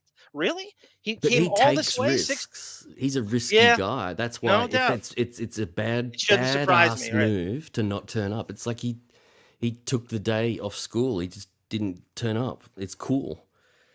And it did look cool. Everybody thought it was cool. But He went and played a part of the gig. yeah, but part of the problem is the But over I mean, cool they factor. did book. They must have booked those gigs Yeah, that's before that's how the that's trial what I'm started, saying. so they That knew. also tells the jury he's not canceled. That's another bad look. That's another That's bad tells the much jury different than a Pirates movie. Him it's going to not. Europe on a It's tour. not. Yes, it It's is. sold out for I will never months. agree with you on that. To people who don't even care about music. He's not even known as a musician. He's selling out venues based on the fact that he's a international A-list movie star for decades. It's not based on music. He's selling it out because of his acting prowess, not because of music. Yeah, I guess you could Yeah, argue you both. guys are entitled to your opinion. You have a great take on it. I'm just looking at it like I don't know I'm if I trying could do it if I was in his position. Yeah, I'd be scared. So I would be terrified yeah, to come but that close it and then looked really cool. Like the Yeah. Fonz or something. He just walked out. He went, "Yeah, I'm done with this shit." You know. The second Camille ended her cross-examination, he won. He was done. Sarah, you got to convince all 7 jurors to be on the same If it's page. me, I'm there, but I'm not I don't have the luxury of just saying, "Oh, well, public opinion is now on my side. I can go. If I lose money, I lose money." I'm going to be there till the very end. He doesn't have that worry. Because so how does the jury relate to someone who like a walk-off home run? But they the didn't optics- care. You're He lucky. won. They're lucky they didn't care. Well, great, You have he was 7 lucky. You have He still 7 won. people. I know, but you can't take the risk. Like Bond said, you get to the Oh my 1-yard line and say, I'm not going to let somebody else run it in. I got you here. You can't. But why are you picking it apart? You're doing the what ifs. They've been planning this for 6 years. I'll give you a what if, Bond. Here's a what if, and I posed this to be: what would happen if they switched legal teams? If Amber had Depp's lawyers and Depp had Amber's lawyers. How does this trial go? Oh, I have never thought about it. Just give me a moment. That's a Sarah, what what if. do you think? Have you already gone through Fine, this? Chuck. You have to also take into remember that she was controlling that team from the beginning. If they were in charge, she wouldn't have testified the second time, where she completely just, put that final nail in. But I think his team would be less inclined to allow her to crack the whip like she did. Mhm. But I still think she would have won had she had his team. Well, you're She dealing would have with. won. You're dealing I think with. so. You are who you hang with. So the theory is that you're hiring people who you get a vibe off of that represents you charisma wise or spirit wise, and so she's hiring. I guess She didn't hire them. Well, she was given right, but she gets. You think that those were her only choices and lawyers? Rottenborn. She was given. Rottenborn is Liberty ranked Mutual third nationally. hired them. They weren't even the best Rottenborn- available in Virginia. That's who the insurance company gave her. Rottenborn I is want ranked you to go to jail for this. I'm about to go to jail for this. So I know you are. Rottenborn was ranked third on the lawyer chart, and John Look, O'Reilly will tell you that. What I'm going to do is I'm going to crack on through these tracks. We'll get through this album. So, One last thing, the Hooper. next- Yes, Depp should do True Detective. The HBO series True Detective is exactly what he should do. That's perfect, Hooper. Go ahead, Bon. I'm sorry. I love it. So, fourth track though is a song Johnny wrote, which has got a lot of press. It's called "Sad Motherfucking Parade." And that's very Tom Waits. It's a good stomping. It's very experimental. It's really weird. And the lyrics are a lot. It's about Amber. So it's all. I'll just read you some lyrics. Because if I had a dime, it wouldn't reach your hand. You're sitting there like a dog with a 7-year itch. You keep selling out fast to make a bad luck bitch. Sad motherfucking parade. Ain't had a dollar since God knows when. I'm raggedy, I know, but I have no stink. God bless a lady that'll buy me a drink. What the funky motherfucker really needs. Child is a bath. Snitches and were bragging about the fools they took. It's you know what I mean. It's all the media have been saying it's about her. So that's kind of Tom Waits-ish. Tom Waits big in is another Japan Cool Factor sort of guy, thing. Bon. Oh well, Tom he Waits is channels him a lot on this album. Whenever Yep. Depp does the smoky croon where he's half speaking, that's all Tom Yes. Waits. He's And Tom Waits is absolutely awesome. And if anyone hasn't heard Mule Variations, his album Mule Variations, go and get that. You'll hear a lot of Depp in it. So that's weird. It's a pretty bad song. welcome Gina Bobina. Welcome Gina Bobina. Good to see you and your Bobulience in the chat. Bon, I'm sorry, Bon. Go ahead. Just wanted to say. Yeah, and hi the to- next track is so he goes into, we've got a Beach Boys cover, which is just Jeff Beck playing, and it's the Don't Talk by the Beach Boys, and it's basically just lead guitar playing that vocal line, and that's all right. It's kind of a segue. It's slow. Then the next song is This Is a Song for Miss Hedy Lamarr. So Yeah. Johnny wrote this, and this is probably one of the highlights. It's actually, I thought it was a good song. It's very John Lennon. It has a slap back vocal delay that John Lennon used on lots of songs. What would and you that's construe another one he as? loves. Supposedly, there's Amber Heard trolling songs in there. What would you construe as Well, the ones that? That sad motherfucking parade is the Right. only one I see. The rest Yes. are their covers. So, and this a song for Miss Hedy Lamarr. I thought it was a cover. Yeah. So that's kind of. I did too. I was impressed. That's him trying to write a good song, and that's got that's just a good song. Like if he could do a whole album, that's very Pink Floyd. It's got a really good Jeff Beck guitar solo. Like all the songs have sections with just great guitar solos, and Depp's just strumming, I guess, in the background. It's got kind of marching beat. It must be really hard for him to write original songs because there's 2 on this whole album. Yeah. So 13 songs, it must be really difficult. He leans on the covers, which is weird to me. Well, the Hollywood Vampires does the same thing, Bonnet. That's well said. They lean on the covers. I think they just do a couple of original tracks. And I Yeah, would I love to can't see his listen to their songwriting. music. He It's wrote awful. songs for his band, The Kids, in some of the earlier days before he was a famous actor. He has some. He definitely got at least half of the tracks on those. He must really lack confidence to write a lot of songs to fill out an album or to have 5 or 6 originals on, I guess. Yeah, I mean, you always hear stories about guys who can write songs. And how about the grunge movement, Sarah? What about the Nirvanas and the Pearl Jam? How long does it take them to Eddie Vedder to write a song?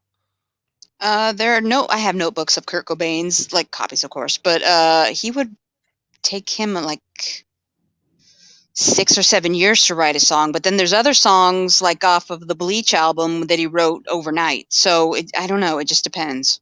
Did you tell me that Eddie Vedder took like a couple of hours to write "Release Me"? I don't know. I don't remember how long Release Me took. That's about his dad. Part of it is. Okay. The thing with him is like he'll throw in a couple lines that mean something, Right. and then 85% of the song is just gibberish. Yeah, So describing it's hard. things, the room, the smell, the air. Yeah. You know, like he's so great. But I mean, look at that album. You can't find a bad song on that album. No, that album is almost perfect. Oh, good God. Like, but I don't know about Depp. I don't know. Maybe he just doesn't. Maybe he writes lots and lots of songs, but just doesn't like any of them. That's a great question. I would love to know what's on the cutting room floor. Because if Shit I was that he's Jeff written. Beck, yeah, I would have said, well, why are we doing Beach Boys covers, man? You know, let's. I agree get some 100%. originals. Oh God, It's he's just a quick great way to make writer. music. He's doing a a great cover album. if you see him write essays and screeds, and he's very Thompson-esque, he actually is a really underrated writer. When you see him he's written stuff for he writes forwards for his friend. There's a Doug Stanhope forward in Stanhope's book, which I narrated as Depp. I'll post that on our channel soon. And he's really good at that. He's a really good scribe, and I love when he writes, but he's writing a book, and we'll see how that goes. But all that Thompson prose, you can't miss it. You can immediately detect it in 3 sentences. Then this album might be leading to another album of full originals. That might happen. He might be just getting it going, and after that track, so that's a good track. That's pretty good. I mean, he's writing the original vocal, which he's usually just singing a cover, so it's impressive. The next track is another Beach Boys cover, Caroline. No, Beach Boys. That's off Pet Sounds, so it's classic, and that's just a Jeff Beck playing solo. That's only 2 minutes. Then he does a very ambitious Smokey Robinson and the Miracles. Ooh, baby, baby. Oh God. And now that is a low light on this album because he multi-layers the vocals, of course, like the Miracles, and I can tell that he's a little bit out of key. Now, Bon, I would rather hear "Tears of a Clown." I think that's a great song for them to cover. I would way rather hear that. Yeah, this just doesn't fit on this album, man. He's multi-layered harmonies, and there's something weird, and that's just weird, and Lauren Marie writes to you, I love Tom Waits. Have every album he has. Great actor, too. That's right. He did some acting, right? Oh, yes, he did. He was in Smoke, that movie. Right. He's been in a few. Yeah, he's good. I think he's a legend. I wish he'd come to Australia to play music back when... He's got an album called Bone Machine, which is after it's the 90s where he's just epic... years of just epic albums. Like you get bands like Primus covering his music, that's so cool. He was so fucking cool, and I love it that Depp gets it. Next track is What's Going On, Marvin Gaye, which we just talked about a bit earlier. That don't work at all because he's doing well, Jeff Beck plays lead guitar solo for the first half of it before Depp even starts singing. Do you think this is Beck's idea, Bon? Do you think this is Beck's idea? It's a weird thing for them to foray into. I just can't quite... Well, Jeff's so good that he probably arranged it. Yeah, like the guitar work's insanely good. Yeah. Like, I can't stop, just to listen to it without any vocals, just to hear the guitars all through it. It's just awesome. It's multi-layered and this just sounds... But I guess Depp picked a lot of them because it's got to be what Depp loves, all these. So that's a weird one, really weird. Depp singing "Sister, Brother, What's Going On," and there's a choir of him singing it, and it makes me laugh. Like it's just bad. And he doesn't start singing until the middle of the song, so he skips the first part. It's weird. All those voices start coming in. I was like, oh, fuck. I thought this was just going to be Jeff playing, and then I don't know. I don't know who's calling the shots, but. The next track, okay, this is they do Venus in Furs, Velvet Underground, and so this is pretty good singing, and he sounds so much like Lou Reed. I was like, oh, it's more, it really is. That's a good call by you. You're right, though, with Bowie, you can't get away from Bowie, and the way Bowie speaks and all of that. And if you watch Sweeney Todd, just keep David Bowie in mind when he sings. Yeah, and that really works though, that song, and that's pretty heavy. That's hard rock, and it sounds real like Pink Floyd, The Wall. Really, very good. And then the next one is the Everly Brothers, Let It Be Me. Jeff Beck solo. He does a guitar singing, playing the vocal melody for the first minute, and then more of this layered depth vocals. It's pretty good, and there's some really nice melodies on the guitar. And the best thing about this song is that when it ends, it merges into the next song, so it segues. It's a seamless split into Janice Ian's the song "Stars," which is Yeah. a great song. 17. Seinfeld So to 17. That song ends the Everly Brothers, and then it just goes, and you feel it's just like one big song. And that one isn't so good because if you hear her song "Stars" is just awesome vocal, like it is hypnotizing, her singing "Stars," and him singing it sounds just sort of depressing, like Yeah. Tom Waits. He's sort of half speaking. It sounds like he's in a dark bar smoke, and you go, it doesn't work because she's singing these sad lyrics, but her voice is so nice that it's just you go into a vortex, and he sounds different. But I mean, it's not the worst music I've ever heard. I wouldn't turn it off. I could be like. And then the final track is their cover of Isolation, which they did 2 years ago. That's the first one. That's the first one I'd heard, and that was released as a single, I think, as COVID started. Isolation, and that rocks. It's really good, and a huge guitar solos in the second half, and a really good way to end the album.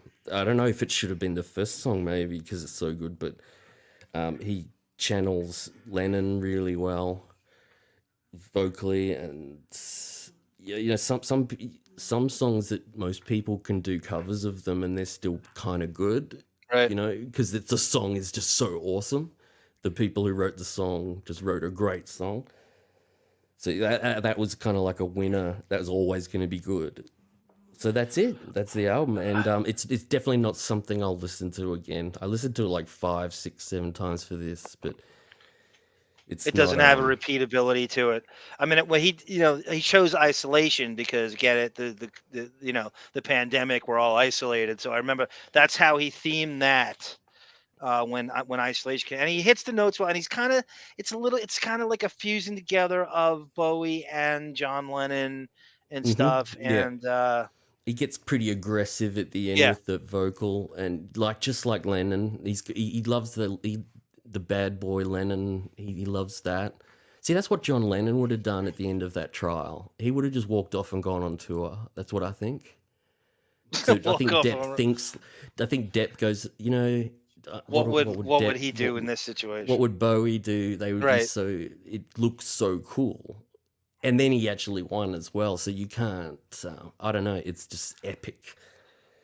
Because John Lennon was a great bad boy after the Beatles. Like, he just became he would have probably he may have even become a politician. As you could tell, Depp is friends with McCartney, so they somehow, I don't know, they became friends in the, I want to say, late 90s somehow.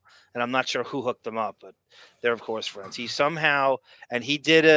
Natalie Portman did a commercial for Paul McCartney's charity. Now I've got to ask you a question. Have you done the Kevin Bacon degrees, 6 degrees? Because I think Depp. They were in Black Mass together. But no, I mean, is there anyone Depp doesn't know? I mean, it does seem as far as rockers go. Just everything, every me. Actor, I mean. I wonder if you could tie Depp to most. Well, yeah, we were going to way. do a show where we were going to isolate actors we wish he worked with, and he hasn't. So people like Samuel Jackson, guys like that. He's never done a movie with Alec Baldwin. He's never done a movie with who. There's so many. There's some big Russell Crowe. He's never done. Whatever you want to. We're gonna formulate a list of actors a wish list of bucket list actors that you wish he worked with that he hasn't, and do a show over it, and then concoct. There's stuff that almost happened, Jones Rooney, thank you so much, Arm. I want you to sing all of these as Depp, of course. He will do anything for money, and I encourage others to remember that.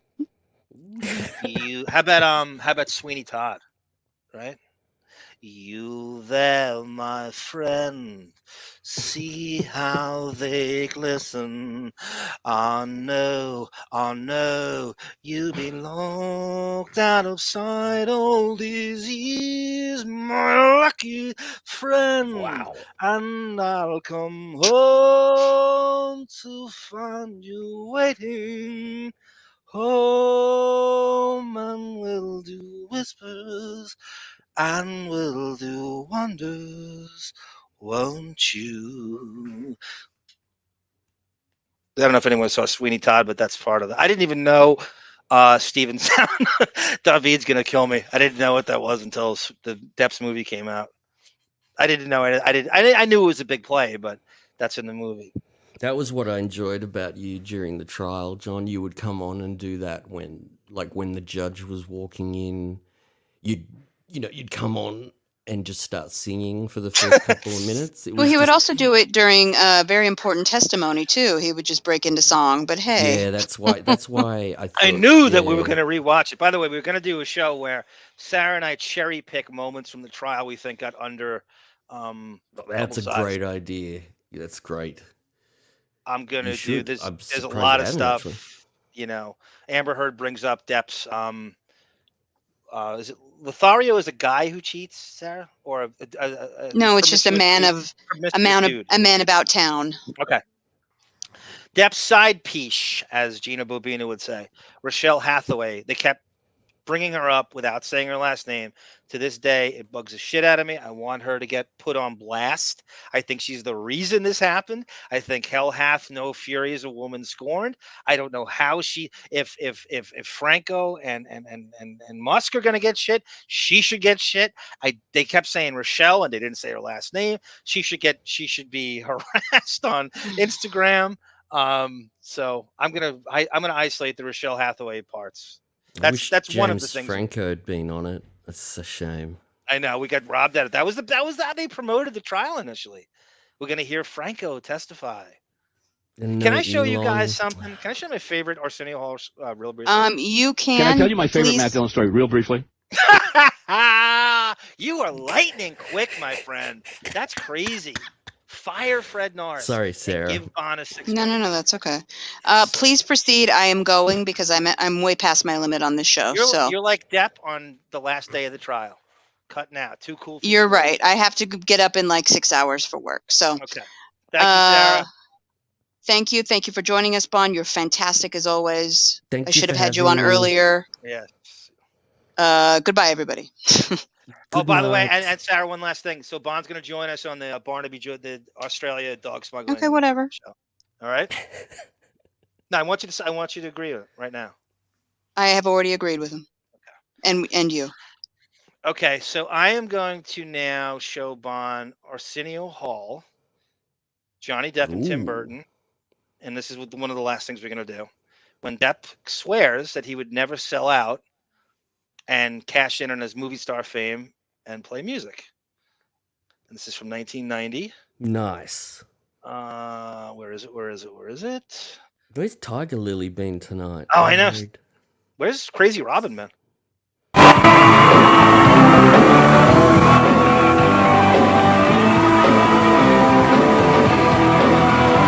Give you a little context here. This is the winter, late fall, December 1990. He's promoting Edward Scissorhands, and in those days, Depp was so, I don't know, he was like stage frighty, and he'd have to come on with the director instead of doing it himself. Oh, no. You'd have to, he'd come on with Jarmusch and Gilliam, and he would always have to come on with the director. He was always like, hold his hand. It's very cute, I know. But wasn't he high on coke back then too? So it wouldn't. You think he'd have huge confidence? I want you to notice his speech cadence compared to what you saw on the trial. Oh, I'm ready for this. Let's go. Keen.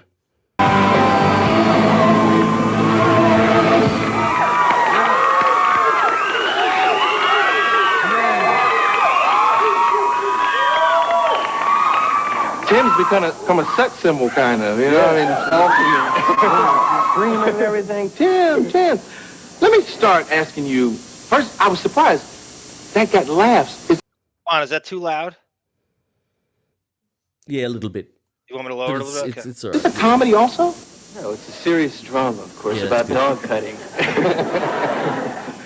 Well, it turned out funnier, sort of, than the script was. So, yeah, it's a comedy. Yeah. But is it scary at times? Not really. It's a fairy tale, so it's got a bit of everything in it. And where did you get the project? It started, it's just an idea I had a long time ago, and it's just been floating around for a long time. So just started working on it about a couple of years ago. You co-wrote this? I worked on the story, and writer Caroline Thompson wrote it, and we just wanted to make like a real fairy tale, and that's what we tried to do. You also directed it and produced it? Yeah. As an actor, doing this role, how did you see Edward? Who is Edward? Edward was, to me, when I first read the script, I kept getting flashes of like a dog, you know, just like a chihuahua. Like a chihuahua, very special little chihuahua with a very short tail. No, I got flashes of a dog, like the unconditional love of a dog, kind of thing, or like a newborn. Yeah, Sort of a very blank character that just sort of responds to things as situations come to him. It's just sort of an open book, a feeling. I would assume Edward doesn't fit in very well. It's difficult. Yeah. Well, he fits in like any kitchen appliance would fit in. You know, for a while it's a handy, helpful Popeil pocket ginsu fisherman, whatever you want him to be. You know, he's. Bon, how familiar are you with Arsenio Hall? We got it here. You did get in the 80s. Weirdly, yeah. We didn't get Saturday Night Live, though, I don't think. Wow. I know. Well, it I was remember huge seeing.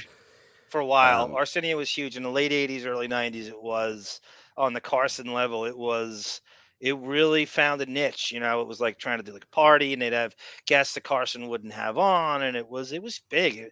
He walked away from it. I think it was still doing really well. He walked away from it. I can't.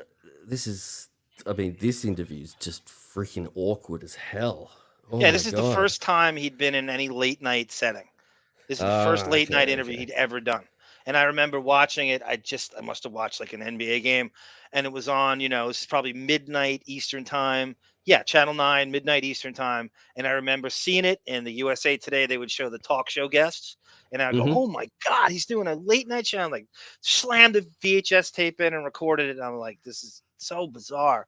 And 21 Jump Street had ended probably 4 or 5 months prior to this. Good gosh. Again, So this he is was like a December of superstar, though, 1990. by Yeah, now. he was, He's but he still hadn't been a super movie star. shy. He wasn't a movie star yet. This is Yeah. the launch of it. He's whatever you coming all want together. to begin with. Yeah, congratulations, by the way. I read something in the Daily News today. This thing isn't even out, but you've shown it in a few places, and it's done real well. Yeah, it seems like so far so good, yeah. Wearing these things, did you hurt anybody? Did you cut anybody up on the set? Yeah, Here, let me show you. Break out that And how stuff. did you use the bathroom while you were shooting this thing? Well, let me show you. Yeah, there was a couple of incidents where I lanced a few people. Oh, really? Yeah, I sort of stuck my pinky into Anthony Michael Hall's arm once, which was... He's in this? Yeah. What does he play? Jim. Oh, God. Oh, Jim. Of course. Just Jim. Yeah. Well, what is Jim? Jim is a jock or something, right? He plays Winona Ryder's boyfriend in the movie. Yeah. As a person, Johnny Depp, does Edward relate? I mean, do you relate to Edward's character in any way? Yeah, I think it's a pretty universal thing. It's the feeling of not being able to fit in, or the feeling of wanting to touch something but not being able to, because you'll hurt it. Everything will crumble if you touch it. Kind of early teens kind of a feeling. Yeah, we're gonna take. Bon, do you know the story behind Scissorhands and who was up for it and who didn't get it and who turned it down and the people? Tell. Crazy list. Craziest list you're ever going to hear. Tom Hanks turned it down. Tom Cruise turned it down because of the bathroom thing you just heard. He said he couldn't explain how he was doing, and Burton wouldn't explain to Cruise like how he was going to go to the bathroom. So Cruise just said, "Nah, no thanks." And Cruise is like the biggest star. Gary Oldman, Michael Jackson. Oh, And you can see Depp channeling Michael Jackson kind of when he's doing it. Yeah. Jim Carrey and Robert Downey Jr. It's so weird when you hear these kinds of things. Like, so They all probably could have done it. Not Tom Hanks though. I can't see Hanks doing it. I can't see. I could see Jim Carrey doing it. I think Jim Carrey's talented enough to morph into stuff like that. I could see Jim Carrey doing it. I could see Downey doing it. You know, he's not the only one that can. Yeah, I could They see all Downey doing regretted it for sure. Definitely. I think That they all movie's regretted it. Huge. It is a bizarre sell to an actor. To It is, play and that's a that. vision he has, and that's a talent that Depp's had that he can. Certainly at the time, I feel like he's gotten senile and has lost his artistic fastball. I think at the time he had an ability to look at an avant-garde script and say, "Yes, I get it. I know what to do with this." It's like Beetlejuice. Like a lot of people probably passed on that. I'm sure. That's a great question. Who passed it? That's a great question. I don't know. Yeah, because that Beetlejuice. you could see that as just being whacked out. You know, if you were an actor, you could go, I don't know, it's too it's creepily weird. And Texaho is right. The Robert Smith of The Cure is exactly who that hair is based on. That's a no-brainer. That's exactly right. Yeah, The Cure is another good band though that Depp must love for sure. Yeah, Definitely. that's another. Now it comes to mind. He put them on the Jump Street soundtrack in season 4. It's weird, but his delivery in that is. It's not so much different than it's just a little faster than Younger, Depp a little nowadays. faster. But he does kind of plod out the words. you Yeah, know. everything's so precious. Every syllable is very, very careful. He's just pained with every phrase and every sentence and every pause. Everything is so precious. Yeah, and it's so cool as well. They learned that the coolness. You're rooting for him to get. Somebody wrote this once. You're rooting for him to get a sentence out. Almost like an autistic kid, even though he's very bright guy, but you're rooting for him to finish his sentence. You just go, and then you go, oh, he got through that paragraph. He finished his sentence. And unparalleled in the trial. Like he slowed. He put Hunter S. Walken. Oh, I've never seen anybody talk like that. I can't think of anybody who talks that slow. And for those hours, if I was in the jury, man, I would have just been like, oh, I love Johnny Depp and all that, but get me out of this. Like, yeah. And you run the risk like you run the risk of putting them to sleep in a I sped it depperific up state. because I couldn't deal with it after a while. Just listening to him, I was like, oh, God, Johnny. But you do hang on his words. He's so charismatic. Look at Lauren Marie. Well said. Tim Burton's a really creative genius, actually. Amazing that his macabre aesthetic has been so accepted and loved in the mainstream. I love everything he does, and Depp is a great muse for his male characters. Perfectly said, Lauren. He really is. Is there any other like it, really? A muse like Woody Allen had muses like, he'd put Diane Keaton in movies. Well, you were talking about Affleck in the beginning. Kevin Smith was his Depp in the beginning, right? He was throwing in all those Kevin Smith movies. Yeah. Everybody, De Niro and Scorsese, and now it's become the DiCaprio, who doesn't look very Italian, and they keeps crowbarring him into these things. And I think he's forced cast with DiCaprio. He just loves his Italian last name. He doesn't look the part a lot of times. He needs the last name to be so Italian for the credits. He doesn't care if he's not right for the role. Let me ask you a music question real quick. I know you're... Okay, here we go. So this is the contradiction of what you see today. This is what, this was seared into my brain. Like I said, I had this on a VHS tape for about 6 years. I watched this interview 100 times. This mentality, and I've seen 1,000 interviews with him where he said this exact thing. This is the first time I'd seen him say this. This mentality and this statement is seared into my brain. So when I see him do stuff like with Beck and the Hollywood Vampires, I always harken back to this. Yeah, we're going to take a quick commercial, but let me ask you a music question real quick. I know you're a musician and everything. Are you planning on getting back into that, doing any more? Nah, I don't think it's such a good idea at this point. I'll just sort of... Well, why? Well, because then at that point it becomes ridiculous. I'd become like it's like merchandising ice cream pops at that point, so I don't... But do you love music? Yeah, very much, yeah. How can you get away from it then? Well, I just do it at home. Oh, okay, so you can still just do concerts in your basement and everything. Exactly, my bathroom. Yeah. My bathroom. That's cool. That's cool. We'll be right back and talk more with Tim Burton. Oops. Wow. Right? Yep. Now, how do you contradict? I mean, that's what I had known. And then I saw, and then he came out initially. I mean, he contradicted it a mere 6 years after the band P he did with the guy from the Butthole, Gibby Haynes from the Butthole Surfers. Yeah. And that was, in a way, he came out with an album, then in a way that's kind of contradicting that. So that was seared into my brain. And when I saw him coming with all these bands, and I'm like, wait a minute, that's the guy who said he would never use his stardom as a movie star and you're coming out with albums, you're selling tickets based on your movie stardom. Let's face it. Well, yeah. He knows it. The majority of people at those shows are there Okay, for so him, I want to end this with this because I got another gift for you. So I made this for you today. This is what we bonded over initially. And I want to say Casey Armstrong is the reason this got on the show. And this is for you. And this is something called Midlife Crisis. And it's the real deal. And Casey Armstrong was the guy who submitted the tapes for the World's Meanest Listener contest. And Casey was firm that the Midlife Crisis that was brilliant. And he made Howard play it. And so I put a medley together of our favorite stuff. So this is for you and your great appearance tonight. Here we go. I'm sure I'm going to have to lower. I know I'm going to have to lower this. Here's Doug Bennett. Actually, is that okay? Yeah, it's good. That's okay. That's nice. Haven't heard this one either on me.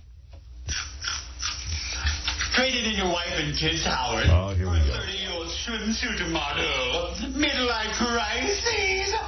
Putting extra bass in your new radio voice so that you sound like a husky Goldman, mother. Midlife crisis. Before I wanted to, so Bond and I both thought this was like brilliant. It's not just brilliant, it's prophetic. It's like years ahead of its time. Right, Bond? And I thank you. We got a lot of pushback from Monique. She I tried don't to stop it.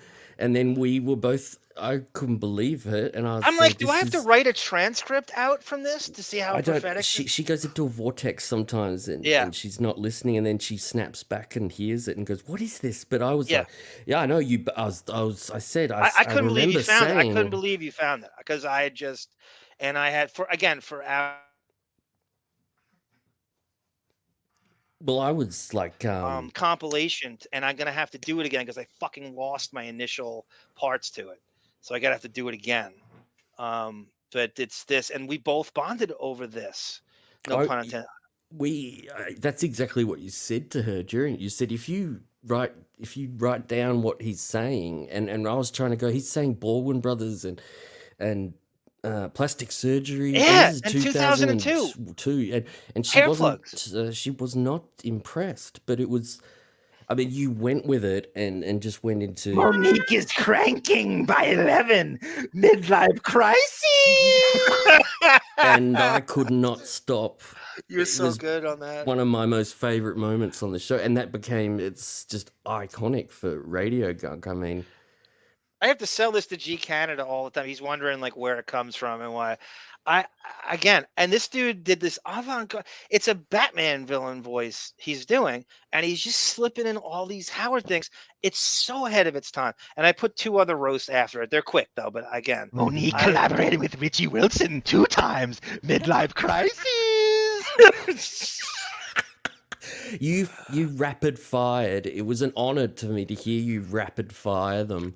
Improvised. You did I don't like think a few in a row, and I was don't just think you sitting there going, realize. it's the first time I've been on the show, and you're doing this. Well, I remember going, this is going to be a classic John moment now.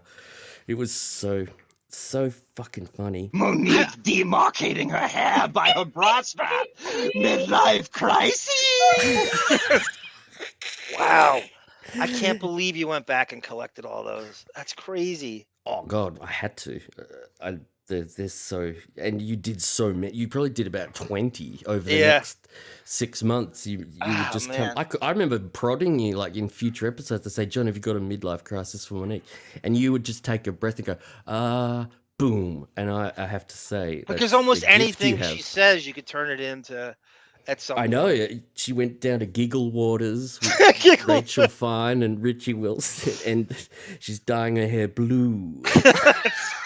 Her personal That's what's the best that she's died to. Yeah, I thank you for that. I mean, it's still possibly one of the funniest They moments agree in the ever. chat with you, Bon. Jones Rooney writes, it's the head of its time, the midlife crisis. Lauren Marie writes, remember that show? I was dying when I heard it real time. It's way funnier than most of the entries. Lauren, I couldn't agree more. I'm like, why are we the only ones getting this?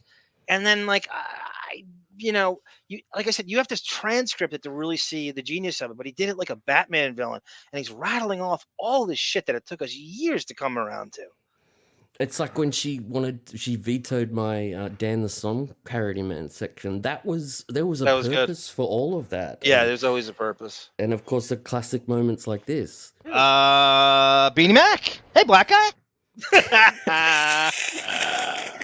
I have not seen Beanie Mac in a Deppening chat. That's my my wish. That's weird because he loves you. CP you know time. that. Yeah, I do too. I him. We need a follow-up interview with him because We do. Remember he came on when he'd been shot, and we didn't have him on since because he was in rehab, getting rehabilitated and all that stuff. I love this so much. I tried to look this guy up and I couldn't find it. His name is Jeff Bennett.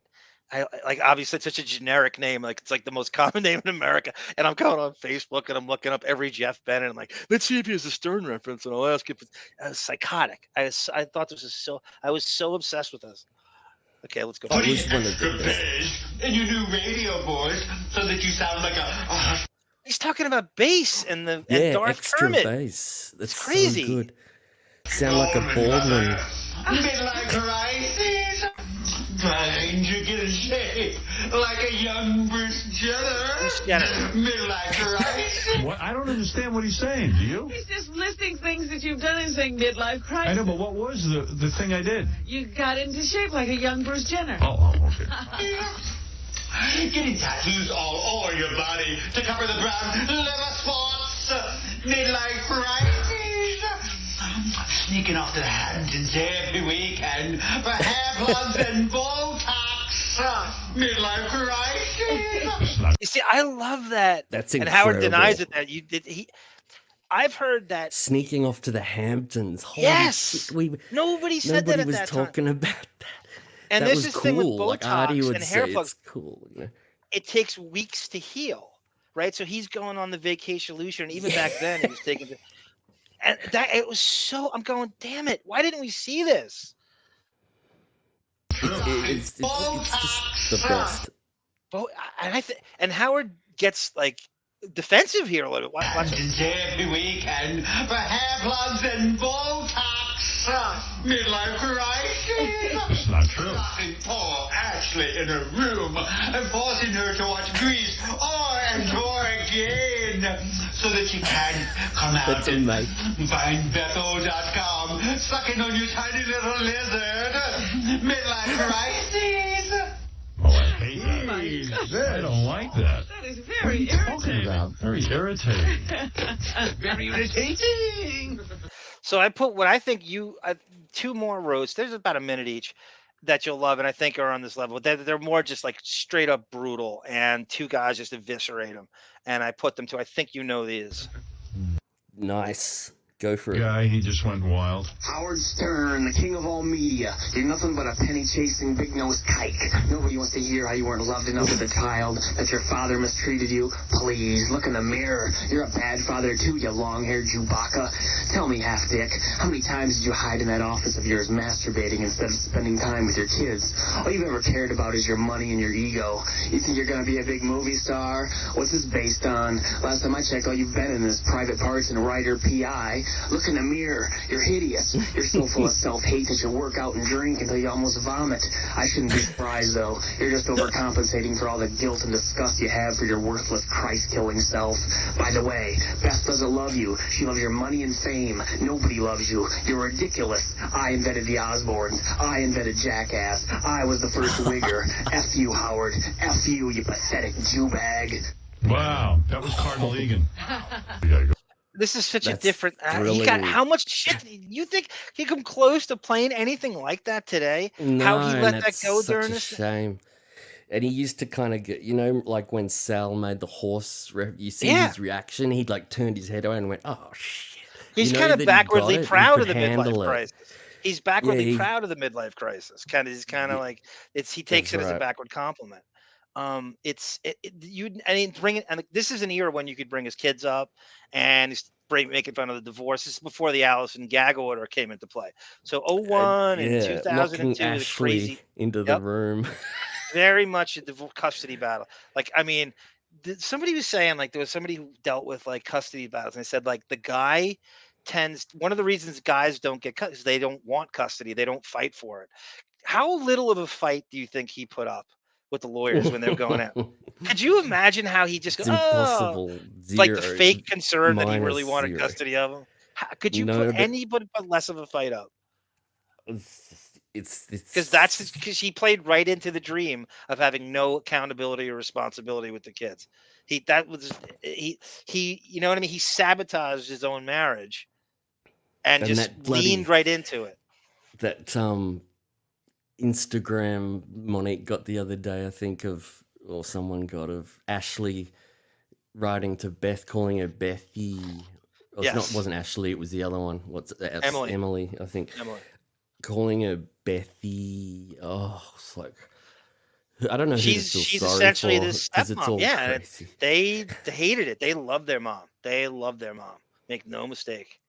He got together with Here's a guy just ripping me a new a-hole. Hey, Howard, you big-nosed jerk. You're such a cliche. Spent 20 years of your career talking about how great you were. Yeah, I'm married. I get to talk about girls on the radio, but I'm married. And then you go and get divorced. You're once king, got moved out of your house, don't even get to see your kids. And now all your daughters are going to grow up, and they're going to get divorced because mommy and daddy did it. I'm so glad that Allison's off living with some guy. Boy, it didn't take her long to go out and find a real man. And you're such a cliche off with some blonde bimbo from a magazine. Oh, hey, Beth, you want to go to the Knicks game courtside? You want to go to Nobu? You want to go to John Bon Jovi's party? Yeah, you know what? Allison would have liked to go out to dinner once in a while, too. You too busy down in your basement, and that's why you're divorced, you big loser. And everybody's sick of hearing about how you're going to leave the radio in 3 years. Where you going to go to that scary, successful production company of yours? You had one show, and it's canceled. And I don't hear you making so much fun of Imus and his young girlfriend now that you're an old, ugly bastard with a young girlfriend. Boy, I can imagine the look on her face when you peel off your clothes and reveal that ugly anorexic body of yours. It doesn't matter how many egg whites you eat, it doesn't matter how much running you do or how much you starve your anorexic ass. She knows you're old. So why don't you go deal with the shrink for that, you big fat-nosed bitch. What a dumb contest. Ay, how great was that? That one is as good as Midlife Crisis Guy. I one think is so as- too. I think so too. That's That was stinging. he's Oh, so vitriolic during that. It's And like- even at the end when he stumbles, it's a great stumble because he's so angry he can't even get the words out. He's like, "You big nosed bitch!" And he just he could have done it over, but the anger is it's just writhing and seething through it, and the vitriol in his voice. Like I said, he could have easily done it over, and he said, "No, I'm keeping it." Yeah, and you hear everyone, Robin and that, and they're allowed to laugh Because as they well. know it's all back then. It's- You could. That was 1 year you could do it. Yeah, it sucks now. I know that was the show. Anyway, that was my gift to you to end this. I want to thank everybody in the chat Thank for all your you. delicious comments as usual. Thank you, Bon, for finally sitting in. This Thanks has for been really having fun. me on. I had a great time, and I'm The glad drops the are brilliant. builders. You're brilliant. The drops are brilliant. Your filmmaking skills are brilliant. We love you. You are a national. You're sacrosanct.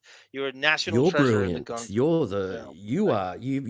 You've been alive on the air since 2015. That's our John. Yeah, that's 15. Since that's April 2015, you have been alive on the radio. Well, the ultimate waves, compliment we giving can give us you, the it's like gold. you're like joining Radio Gunk is like Richard Grieco joining 21 Jump Street in season 3. That's what it feels like.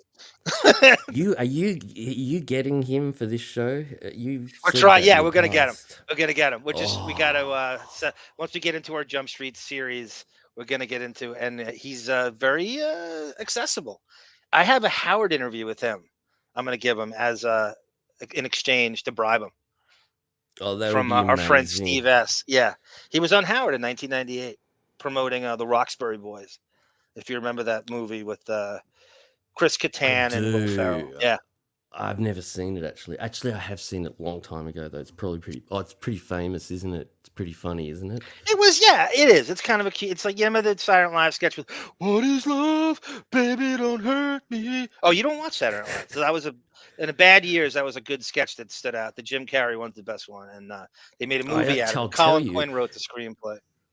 I didn't even know that Phil Hartman's "I'm a Caveman" was from Saturday Night Live until just a few months ago. I Unfrozen looked it Caveman up. Lawyer. I'm I just thought a it was caveman. from something different, and then when I saw, it, I was like, "Oh, he did it on Saturday Night Live. Nice." And I'm just a classic, caveman, too. and your trauma-load docking system frightens and confuses. It's actually really weird, and I love it that they would allow that back then. It's just very bizarre. It's They such had a good those sketch. characters back then that they let on such weird stuff like that. It's so great. Those are the days when every Saturday Night Live was good. The Dana Carvey, Phil Hartman years, it was almost like, and Jan Hooks is brilliant too, who's Shaka Khan in our chat. Just everyone was good. You're never going to get that back again, that batting average. But anyway, I want to thank everybody in the chat for that. Bon, we'll see you, and you're always welcome on here. And we can't do the Australian dog smuggling episode without you. I want to thank everyone in the chat. I'll be keen. This is Arm. I had an awesome time. I had a great time. Thank you. And thanks to Sarah. The intro was really nice. You know what? Let's go out with appreciated your that. intro. Let's go. Why Let's do not? an outro. So this is Thank Arm you. for Sarah saying, "No time is a good time for goodbye." And here is Bon Jovial's outro. Believe we are magic.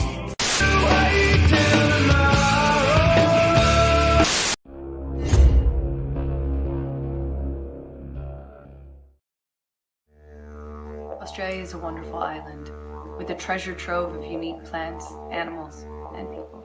That's a knife. It has to be protected. Australia is free of many pests and diseases that are commonplace around the world. That's a sign of aggression. You can see how she's got her mouth slightly ajar. She's got her teeth showing. Declare everything when you enter Australia. Got to let you know you want a my kind.